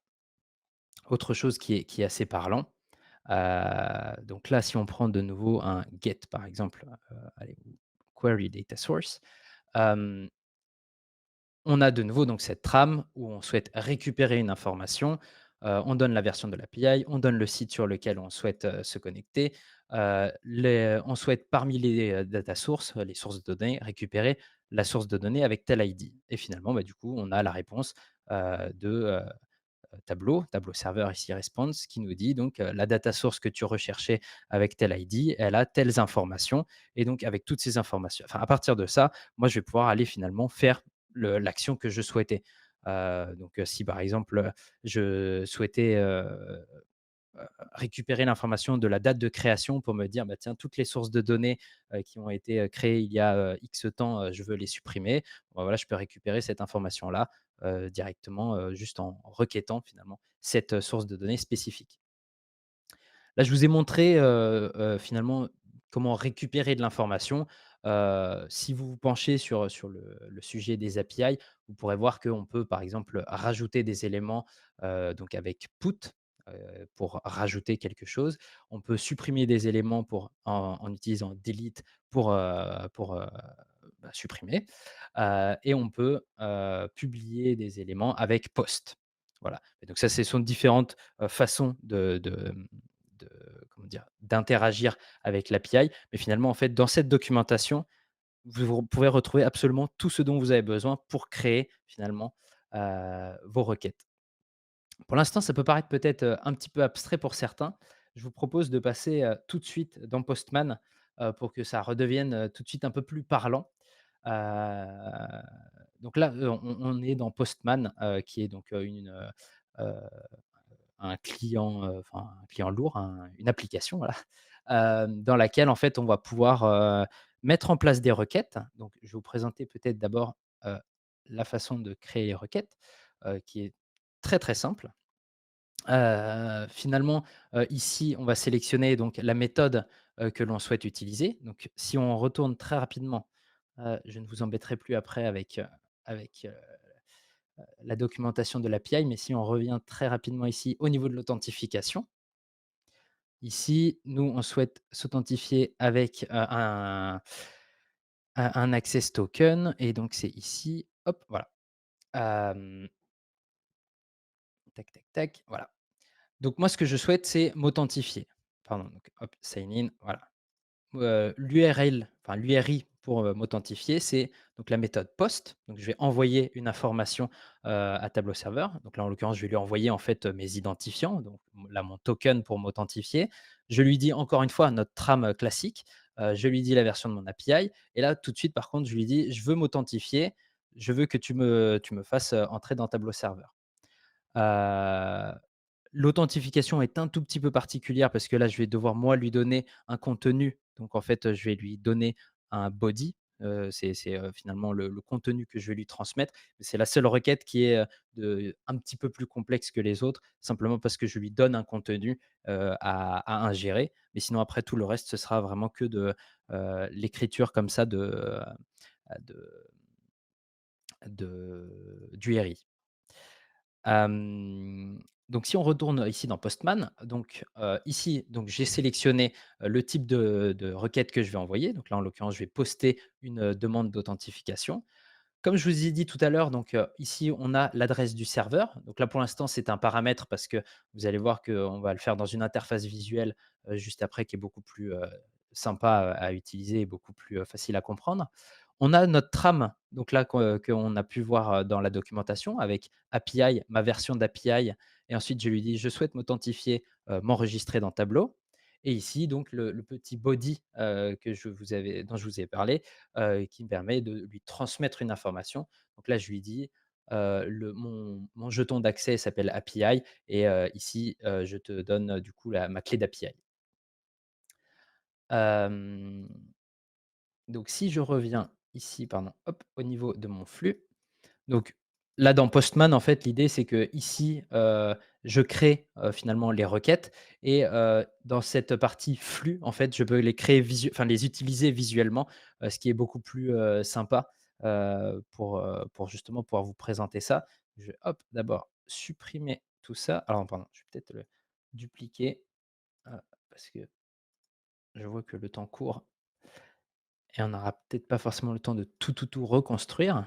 Mais l'idée, c'est de vous montrer vraiment, à quel point, hop, il s'agit en fait que de copier-coller depuis, la documentation Tableau. Hop, ah, pardon, voilà. Donc finalement, comme je vous ai dit ici, au niveau de la requête, je lui ai renseigné mes informations. Je lui ai juste mis ici un paramètre pour lui donner le nom du serveur et ici la version de mon API. Donc finalement, c'est ce que je fais exactement, hop, pardon, je suis pas au bon endroit, exactement ici. Ici, il attend un serveur et il attend la version de l'API que je lui donne ici. Donc ici, ça c'est mon tableau cloud, que je ne vous ai d'ailleurs pas présenté encore. J'y vais très rapidement. Hop, ici, j'ai mon tableau cloud que j'ai créé un tableau cloud, développeur dans lequel j'ai publié juste quelques vises pour notre démo. On a un dossier notamment ActinVision sur lequel j'irai, justement m'appuyer pour récupérer, des éléments. Ici, j'ai 3 classeurs qui ont été publiés. Donc ça, c'est l'URL de mon tableau cloud. Je lui donne la version de l'API sur laquelle je veux m'appuyer et une fois que c'est fait, donc hop, il démarre, il va envoyer la requête, à Tableau et ensuite je vais récupérer des éléments. Donc finalement, hop, je vais vous mettre ici une petite sortie pour voir un petit peu ce qu'il nous renvoie. Hop là. Si je lance la requête, hop, il me renvoie donc là dans le body, toujours dans le corps de la réponse, il me renvoie ici, différents éléments. Donc là, finalement, bah, c'est, heu, le XML que je vous ai présenté dans la documentation. Je suis désolé, je suis obligé d'y revenir, hein. Je vous avais promis de ne plus y retourner, mais je suis obligé d'y revenir pour vous montrer, heu, de quoi, on parle. Donc ici, là, cette réponse, la response body, qui était ici présentée en XML. Dans Postman, en fait, juste lui, il me le parse déjà, donc c'est-à-dire, en fait, il me le découpe déjà et il me le rend beaucoup plus lisible. Et donc finalement, en fait, moi, ce que je vais, récupérer ici, c'est, le token unique qu'il va me donner pour, que je puisse après m'authentifier pour n'importe quelle autre action, que je vais pouvoir faire. Et donc du coup, voilà, c'est ce qu'on retrouve ici. Donc il me donne, donc mes, credentials ici, l'ID du site sur lequel je me connecte, l'URL du site sur lequel je me connecte, l'ID du user en tant que lequel je me connecte, donc moi-même, Simon Jahan. Et ensuite le token, donc là, qui va m'intéresser justement pour pouvoir après envoyer toutes mes autres requêtes. Ça, c'est juste pour m'identifier, auprès de Tableau Serveur. Et donc finalement, en fait, tous ces éléments-là, je vais pouvoir m'en servir pour continuer à, interroger Tableau Serveur. Donc là, si on le veut, on peut donc là, ici, je récupère, mon token. C'est juste, un petit élément qui vient récupérer un morceau, de ma requête. Donc je viens, ici, créer une variable pour mon token et de la même manière, je récupère ici, l'ID de mon site. Après, on peut se dire, bah, une fois que je me suis authentifié, tiens, ça pourrait être sympa, d'envoyer une requête à Tableau, pour lui demander, alors, qu'est-ce que tu as, par exemple, sur ton site? Allez, qu'est-ce que tu as comme vue sur ton site? Donc là, on va aller juste je vais vous montrer à quoi ressemble, cette requête. Donc de la même manière que tout à l'heure, hein, vraiment très, très simple. Ici, je souhaite récupérer une information, donc j'utilise la fonctionnalité get. Encore une fois, ici, je lui spécifie le serveur sur lequel je vais me connecter, la version de l'API, que je vais utiliser et après, bah, donc là, le site ID, donc l'identifiant unique de mon site que je viens de récupérer au moment de l'authentification. Ici, bah, du coup, je vais récupérer, des vues spécifiques et comme je vous ai dit, je vous ai présenté tout à l'heure, mais en fait, potentiellement, sur un site, très volumineux, ce qui n'est pas forcément le cas là dans notre présentation, mais sur un site volumineux, où on pourrait avoir, des centaines, voire des milliers de classeurs et donc par conséquent aussi des centaines, voire des milliers, de vues. Ben, on va se dire comme dans le catalogue IKEA, je vais subdiviser en pages mes éléments pour que ce soit plus lisible, pour que mes temps de réponse aussi soient meilleurs. Et donc à ce moment-là, en fait, ce que je lui donne juste ici, c'est une toute petite trame, donc avec un point d'interrogation pour dire ça, c'est un paramètre que je te donne. Je te dis la taille de ma page va être de temps. Donc là, c'est encore une fois, je vais lui donner une fois dans le flux la taille de ma page. Et ici, je lui rajoute le numéro de la page que je souhaite consulter. Donc si on retourne dans le flux, donc là, d'ailleurs, oui, vous n'avez pas besoin de vous inquiéter là de ce que vous pouvez voir en dessous, hein. Ça, ce sont des éléments qui sont générés automatiquement. Le seul, que vous pourriez potentiellement avoir à modifier uniquement dans Postman, c'est, ici l'acceptation de la réponse, en application pardon, /JSON pour récupérer en fait, les formes enfin toutes les requêtes au format JSON et pour qu'il puisse vous les afficher de façon un peu plus sexy comme je vous ai montré tout à l'heure, comme on va d'ailleurs le voir là dans quelques instants de nouveau.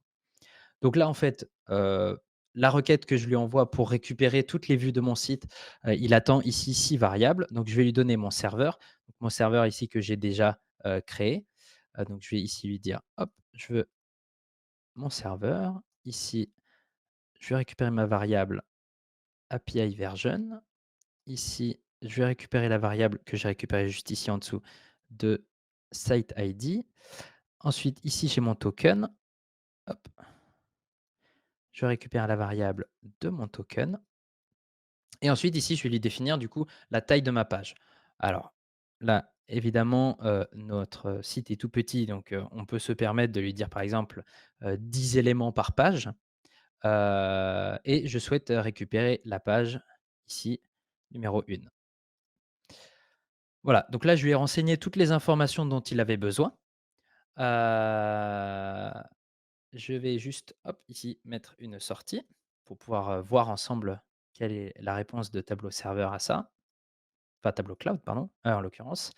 Donc là, en cliquant, sur Run, en fait, il va relancer le tout. Donc il va réenvoyer ici une, authentification à Tableau serveur qui va me donner un nouveau token pour m'authentifier, qui va me redonner l'ID de mon site et ensuite ici qui va venir récupérer toutes les vues qui sont présentes sur mon site. Là, je lance le le flux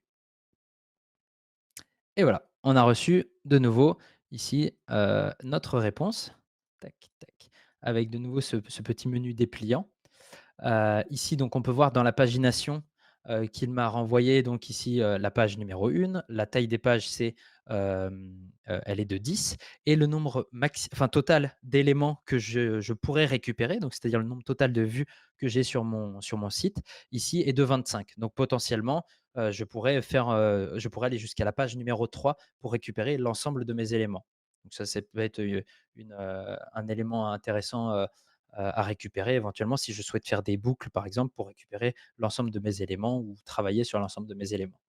Et donc là, si je regarde donc dans ce qui m'intéresse vraiment finalement, dans mes vues, je récupère, 10 éléments de vue ici. Donc j'en ai récupéré 10, hein, puisque j'ai demandé des pages, que mon catalogue, contienne 10 éléments. Ici donc je vais de 0 à 9, donc ça me fait bien 10 éléments. Si je regarde le premier.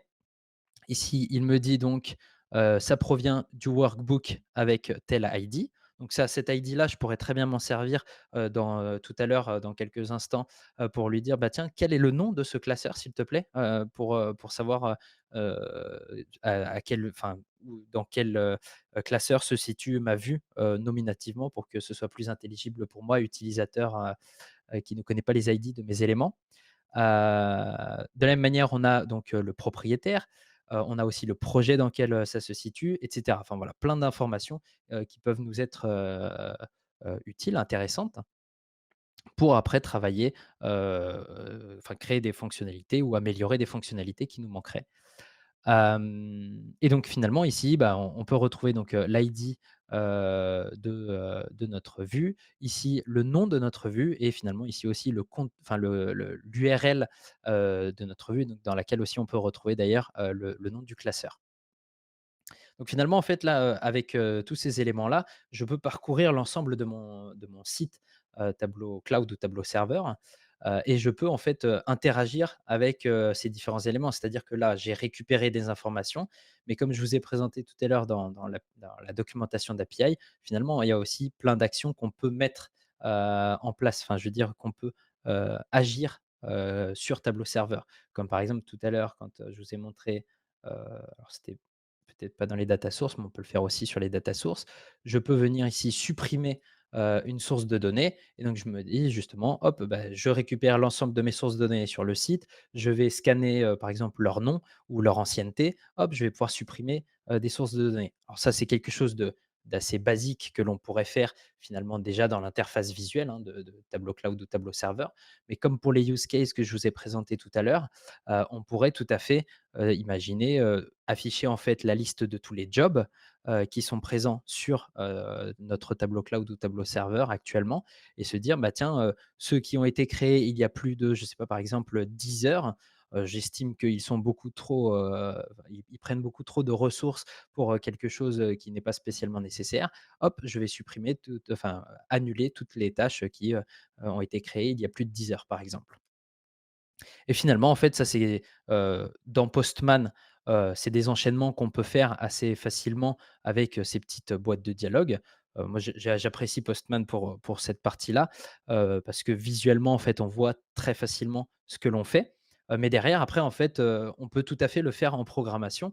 Donc ça peut se, refaire, derrière en Python, ça peut se faire en PowerShell, ça peut se faire en JavaScript, ça peut se faire dans n'importe quel langage, que vous pouvez, imaginer et qui a la seule possibilité, la seule comment dire? La seule nécessité pardon, qu'il faille, c'est que, le langage de programmation puisse envoyer une requête sur internet, puisse accéder à une URL. Puisque finalement, en fait, si on regarde une dernière fois ici, enfin je ne sais pas si c'est la dernière pardon, mais encore une fois, l'URL qu'on envoie, enfin l'URI, qu'on envoie, ça s'apparente finalement à une URL, qu'on pourrait rentrer, sur un navigateur, tout à fait, commun. Hem à l'exception près ici qu'on va juste spécifier la méthode que l'on va utiliser. Donc, est-ce qu'on récupère de l'information? Est-ce qu'on poste de l'information? Est-ce qu'on supprime un contenu ou des choses comme ça?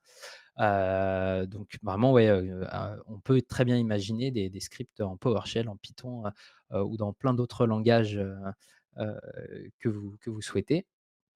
Si on revient donc justement plutôt juste sur la conception déjà, côté, Postman pour visualiser un petit peu les choses, on peut aller, vraiment, chercher, des choses, très poussées, comme par exemple, je vous ai parlé tout à l'heure, pardon, d'abonnement. On peut très bien se dire justement un use case, que d'ailleurs j'ai rencontré, assez récemment, c'est voilà, j'ai une liste de personnes qui doivent accéder à un abonnement. Malheureusement déjà cette, liste de personnes est très variable, donc si je les mets dans une liste de diffusion Outlook, je souhaiterais que les personnes en soient rajoutées ou supprimées, selon justement l'évolution de l'ajout, de la suppression des personnes, dans ma liste de diffusion. Et donc finalement, en fait, ça, c'est pas forcément, faisable dans Tableau, nativement. Et de la même manière, heu, plus on aura un grand volume de personnes dans cette liste de diffusion, plus on aura de tâches, en fait, qui vont être créées derrière, pour Tableau Serveur. Parce qu'il faut savoir que pour les abonnements, heu, même si on a, une cinquantaine de personnes, qui ont un abonnement, à une vise, qui serait d'ailleurs identique, on aura 50 tâches qui vont être créées, côté, Tableau, Serveur ou cloud. Donc finalement, pour désengorger, par exemple, Tableau Serveur, on peut se dire: «Bah, tiens, finalement, je vais peut-être ne créer qu'un seul abonnement». Donc je vais générer une seule fois, ma vise et après je vais aller la propager avec une adresse mail, et donc ça, je peux le faire très facilement dans un script, PowerShell encore une fois ou Python ou n'importe lequel, des langages que vous souhaitez. Et donc finalement, en fait, là, visuellement, ce que ça donnerait sous Postman, ce genre d'appel API. Donc je vais zoomer un petit peu, pour que vous voyez. Donc encore une fois ici, je vais m'authentifier auprès de Tableau Serveur, enfin Tableau Cloud, pardon. Je vais récupérer mon token d'authentification comme tout à l'heure. Je vais récupérer l'ID de mon site. Ici, je vais récupérer cette fois-ci, mes vues, mais selon leur nom. Donc si on regarde très rapidement, comment est-ce que, ça se traduit finalement ici dans notre requête que l'on envoie, c'est encore une fois, on spécifie le serveur, on spécifie l'API, vraiment toujours très basique, hein. C'est pour ça aussi que je vous dis que c'est vraiment, simplissime de ce point de vue-là. C'est que, c'est toujours la même chose, simplement il y a quelques petites variations selon la requête que vous souhaitez faire. Donc, on lui, donne l'ID du site sur lequel on va se connecter. Ici, on souhaite récupérer des vues et juste on lui rajoute encore une fois un petit paramètre dans lequel on lui dit qu'on va filtrer en fait pour ne récupérer que certains éléments ou un élément qui nous intéresse. Là, en l'occurrence, le nom, enfin ouais, c'est ça, le nom de notre vue qui doit être égal à, tel élément. Évidemment, ça peut paraître un peu, charabia pour vous, ce genre de requête. Tout est spécifié dans la documentation. Vraiment, c'est la documentation là-dessus est très bien faite. Quand on va dans la section query views name, il spécifie alors si j'arrive à la trouver assez rapidement, heu, hop, query, donc on va dans les query views, tac, tac, tac. Évidemment, je vais pas le trouver. Hem, get view, tac, tac, tac. Bon, on va pas perdre de temps là-dessus, mais en tout cas, si vous regardez un petit peu la documentation, vous trouverez de toute façon effectivement, même pour, voilà, tous ces éléments-là de filtrage par exemple ou de pagination, la documentation et surtout des exemples de comment est-ce que ça fonctionne et quels sont les résultats qui sont renvoyés pour que vous puissiez vraiment vous rendre compte, voilà, de comment ça fonctionne et c'est vraiment, de ce point de vue-là, assez simple et bien expliqué. Et donc finalement, voilà, donc je dis, «Je veux récupérer telle vue», donc là, cette vue-là, je vais la spécifier ici dans mon flux. Donc je lui donne, comme on a vu, donc le nom de mon serveur, la version de mon API, l'ID de mon site, le token pour m'authentifier auprès de Tableau Cloud et ensuite ici, le nom de ma vue que je souhaite récupérer. Donc ici, Skipic Recherche, qui est une vise que l'on a créée avec Thomas Bombanger, avec qui je travaille chez Activision, à l'occasion de l'hiver dernier.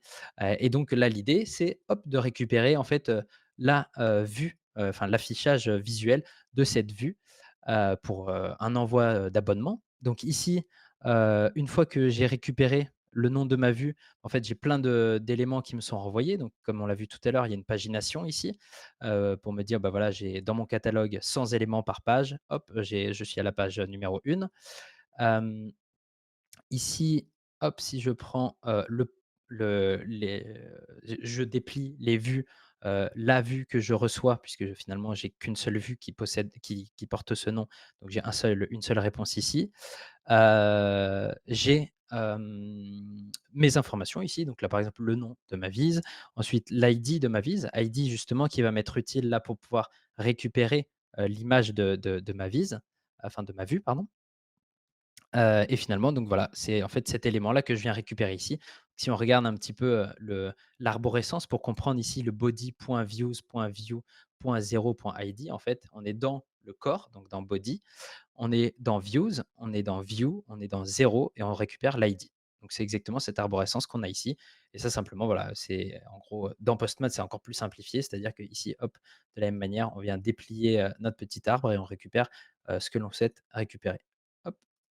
Je clique sur ID, ouais, voilà, de toute façon, c'était déjà sélectionné, donc forcément, hop, il y a rien qui change. Mais voilà, là, on peut sélectionner l'élément, que l'on souhaite et là, de la même manière, j'ai encore une petite requête, un get, que j'envoie à Tableau Cloud et une fois que j'ai lancé mon flux, alors celui-ci peut peut-être mettre un tout petit peu plus de temps, parce que la vise, est assez complexe. Enfin la vis qui se cache derrière est assez, lourde. Mais en gros, l'idée c'est ça, c'est que, déjà visuellement, je peux construire en fait, mes éléments et derrière après je peux tout à fait le répliquer dans un PowerShell, dans un Python encore une fois ou un Node.js, enfin du JavaScript, n'importe quel langage de programmation. Et vraiment, pour la partie API, vous avez vraiment pas besoin de maîtriser grand chose. Là voilà, on a récupéré, notre, notre affichage de vue et on peut du coup, bah, voilà, le visualiser et donc finalement, en fait, tous ces éléments-là, on peut très bien déjà les garder dans Postman, qui est tout à fait enfin très visuel et qui est tout à fait utilisable en l'état. Si par contre on veut en faire quelque chose d'industrialisable, voilà, un langage de programmation, même, très basique peut nous permettre de faire ce genre de choses. Voilà, beh, j'espère que du coup, je vous ai peut-être, donné, l'envie de tester, les API. J'espère que surtout, je vous ai appris quelque chose, et surtout que vous ne vous êtes pas encore endormi. Est-ce que vous avez des questions? Hello, oui, tu as une question. Tu veux qu'on te la lise ou tu veux que tu veux la lire toi-même? Ah bah, je veux bien que tu me les lises s'il te plaît parce que, j'ai pas OK. forcément suivi le flux. Je te lis la question telle quelle. Est-ce qu'on peut monitorer, si un des utilisateurs commence, par exemple, à déclencher des refreshs en REST API? Donc c'est une question de gouvernance pour du on-prem essentiellement, vu qu'on est sur des ressources limitées. Donc je crois que vraiment c'est, est-ce qu'on peut monitorer si un utilisateur déclenche des refreshs? Donc vérifier ce genre d'action. Alors oui, effectivement, on peut voir, bah, en fait, finalement, les refresh, quand est-ce que enfin, donc ce sont finalement des tâches, hein, sous Tableau Serveur ou Tableau Cloud. Mmh. On peut voir, avec leur, enfin, avec, la requête API, comme on a vu tout à l'heure, on reçoit plein d'informations, donc l'heure à laquelle elle a été créée, enfin, le jour et l'heure à laquelle, ça a été créé. Des éléments comme justement le propriétaire ou la personne qui a déclenché, cet élément ou alors si c'est, un refresh qui est sur une programmation, bah, du coup, il faudra remonter, encore d'un cran. Finalement, en fait, c'est un lineage, hein, qu'il faudrait, suivre pour finalement remonter à la personne qui est le déclencheur finalement de cet élément-là ou qui est le propriétaire du contenu, qui explique, le rafraîchissement d'un extrait, par exemple. OK, et corrige-moi si je me trompe, mais il me semble qu'on peut même aujourd'hui, déclencher ou envoyer des messages Slack, directement en fonction de choses. Donc avec l'API, tu pourrais, voir qui a démarré un full extract et en fait recevoir une notification sur Slack qui te dit: «Un tel a démarré un tel a démarré un refresh» ou ce genre de choses. Donc il y a vraiment des possibilités d'automatiser et la question qui est revenue plusieurs fois, c'est, au final, c'est vrai que quand on démarrait Tableau, ceux qui connaissent Tableau depuis longtemps, il y avait Tab CMD, donc Tab commande qui permettait d'envoyer des lignes de commande, à Tableau serveur. Est-ce que du coup REST API c'est mieux? Est-ce que ça le remplace? Est-ce qu'il faut, faire la transition? C'est quoi ton avis là-dessus? Alors, bah, effectivement, je m'attendais tout à fait à cette question. En fait, oui, le Tab CMD a la possibilité de faire vraiment, déjà de base, pas mal de choses. Mais l'API peut aller encore plus loin et surtout, en fait, l'API, on peut l'appeler de n'importe quel PC, enfin n'importe quel, environnement. À partir du moment où on peut accéder à Tableau Serveur depuis la machine sur laquelle on lance, l'élément, en fait, on va pouvoir, lancer notre requête. Ce qui fait que, bah, finalement, les possibilités, grandissent et en plus la possibilité de le déployer à différents endroits aussi, sont augmentées et donc finalement, heu, au-delà de la REST API que je vous ai présentée, il y a plusieurs autres API qui existent pour Tableau, hein, comme par exemple l'API pour, embedded, enfin pour embarquer, Tableau, serveur ou cloud dans un navigateur, enfin, pardon, dans un environnement déjà, client par exemple. Tout ce genre de choses, on peut les faire déjà, en remote finalement, par rapport à une machine, spécifique, ou alors, si enfin voilà, on n'a pas spécialement besoin de faire des ouvertures de flux ou ce genre de choses pour pouvoir, utiliser la REST API. Et ce que tu disais, c'est que la documentation, en tout cas la manière d'utiliser les différentes, API sont similaires? C'est-à-dire que si je vais faire une extension demain, utiliser l'API pour les extensions, je vais retrouver les mêmes fonctions plus ou moins pour, récupérer les choses?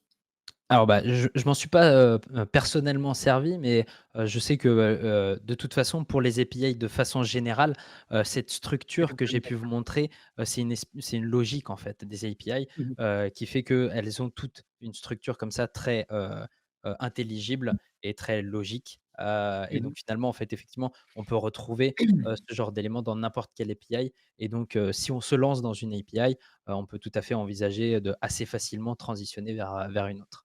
Vernix. OK, super, merci. Hem, Pas d'autres questions?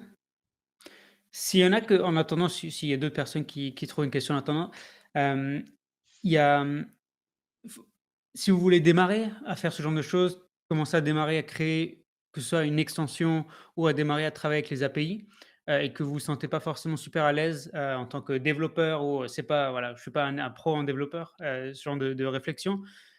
Aujourd'hui, on a un avantage par rapport à il y a un an, c'est que, par exemple, ChatGPT serait super bon à vous aider à écrire, le code pour démarrer à utiliser REST API. Donc, faut vraiment pas Complètement. hésiter à utiliser ce genre d'outils, pas que pour faire des trucs rigolos, mais aussi genre les ChatGPT est super bon à écrire des requêtes, REST, ou ce genre de Ouais. choses. Donc ouais, hésitez pas. Complètement et d'ailleurs, j'ai complètement omis une toute petite partie, que je voulais vous montrer, pas forcément de la démo, hein, c'était plus, partage de liens, sur internet. Si jamais vous êtes intéressé de moi je vous ai parlé beaucoup, heu, proposé plusieurs fois, de PowerShell ou Python parce que ce sont, aujourd'hui les langages de programmation sur lesquels je me suis appuyé pour la REST API. Mais vous pouvez trouver justement de la documentation, même pour des librairies Python, qui ont déjà tout d'adapté, pour, utiliser la REST API. Donc vraiment, vous avez juste à installer la librairie, hop et vous avez déjà des fonctions, toutes faites qui sont prêtes. Donc, je vais vous mettre les liens, hein, bien sûr dans le chat. Et donc ça pour Python, vous en avez 2. Vous avez, celle-ci, donc la Tableau Server Client, et la Tableau API Lib, qui est un tout petit peu, à mon sens en tout cas, un tout petit peu plus complète. Mais de toute façon, voilà, quand je dis complète, en fait, c'est simplement qu'ils, viennent répertorier toutes les, requêtes qui, sont possibles, de faire d'après, la documentation ici REST API. Mais de toute façon, quel que soit encore une fois le langage de programmation, vous pouvez vous-même créer la trame et l'envoyer. Le résultat est le même. C'est simplement qu'ici, avec ces librairies, en fait, eux viennent déjà, heu, parser, donc lire en fait le résultat et vous le rendre de façon un peu plus intelligible. Et de la même manière, Glenn, Robinson, a créé une librairie, gigantissime, pour PowerShell justement, de toutes les fonctions, Tableau REST API dont vous pouvez vous servir et il suffit juste donc d'utiliser cette librairie pour appeler ces fonctions de façon très simple et c'est, extrêmement facile à utiliser. Voilà. C'était donc juste pour vous partager ces petits Oui, éléments et je vous mets je ça dans crois en le plus que chat. ça répond pas mal à la question que Darius posait qui était, sur Postman, il y a une collection de requêtes pour les REST API. Est-ce qu'il y a d'autres ressources pour compléter les cas d'usage? Donc dis-moi si ça répond à ta question, si tu veux plus d'infos. Ouais, effectivement, ouais, alors, j'imagine que dans les autres langages de programmation, il doit y avoir aussi, des ressources, hein. J'imagine en JavaScript aussi, il doit y avoir, Mmh très probablement, mh. des librairies qui recensent déjà et qui permettent de parser et de lire très facilement les résultats. Mais effectivement, voilà, même ne serait-ce que, la documentation REST API, peut vous permettre, très facilement de vous lancer dedans et je suppose, alors je suis très loin d'être expert Postman, hein, vraiment, mais je suppose effectivement que dans Postman, il y a, déjà pas mal, de choses qui sont disponibles pour mettre en place, tout ça. Super, Euh, merci beaucoup. Je crois que pour compléter dans le chat, j'ai rajouté le tableau développeur programme. Si vous voulez tester, hein, donc toi Tristan, tu es Data Dev Ambassador, donc tu connais peut-être un petit peu mieux que moi, mais il me semble que c'est gratuit, ça permet d'accéder à un environnement de développement directement gratuit, mis à disposition par Tableau pour faire tous les tests qu'on veut. Ouais. Et donc Simon, tu as beaucoup parlé, merci beaucoup de la REST API. Qu'est-ce qu'on a d'autre comme API qui sont dispo et qu'est-ce que ça permet de faire? Je pense, par exemple, moi, celle que j'ai en tête, c'est la Hyper API qui permet de créer des extraits, de les charger de manière un petit peu plus intelligente que ce qu'on peut faire dans Prep ou dans des tableaux desktop. Est-ce que vous voyez d'autres choses que vous aimeriez peut-être juste mentionner, pour qu'on puisse peut-être même en parler dans un prochain French Talk? Très, très belle, proposition et transition. Mais effectivement, ouais, il y a plusieurs API. Alors, heu, je serais très, très mauvais à vous les lister, hein, mais je sais qu'il y a aussi la Metadata API qui est très, très utile, alors qui n'est pas forcément exactement au même format pour l'écriture. Celle-ci, c'est un peu l'exception, qui vient confirmer la règle de la simplicité, mais elle est aussi très, très utile pour récupérer toutes les informations de métadata, de ce que vous pouvez avoir comme contenu, sur Tableau Server ou cloud. Mais effectivement, il y a la Hyper API, il y a l'Embedded API aussi. Enfin voilà, je vous laisse vous renseigner si vous souhaitez, en savoir un peu plus. ouais, de manière générale, même tout ce qui est, extension, les Oui c'est aussi. aussi des API, donc Extension API. Récemment, il y a le Table API qui permet de pré-configurer, enfin, en tout cas, d'envoyer des scripts, que ce soit Python ou R, à la base de données avant qu'elles soient envoyées dans Tableau. Donc ça va faire un peu de pré-calcul, au niveau des données. C'est assez puissant, donc pour récupérer, Bouchra qui demande pour récupérer les informations d'usage, de quelle serait l'API utilisée? Donc je pense, j'imagine, c'est le nombre de vues sur le serveur, le nombre de qui a consulté quel dashboard. Donc en gros, ce qu'on pouvait avoir, enfin ce qu'on peut avoir via la base Postgre avant. Et donc si on est sur si on est sur du on-prem, si on est sur du cloud, est-ce qu'il y a une API pour faire ça? Tu sauras ça toi? C'est une très bonne question. Je sais qu'en tout cas avec, la REST API, c'est pas spécialement, Non. fait pour et c'est pas là que vous allez trouver les informations. La Metadata API non plus.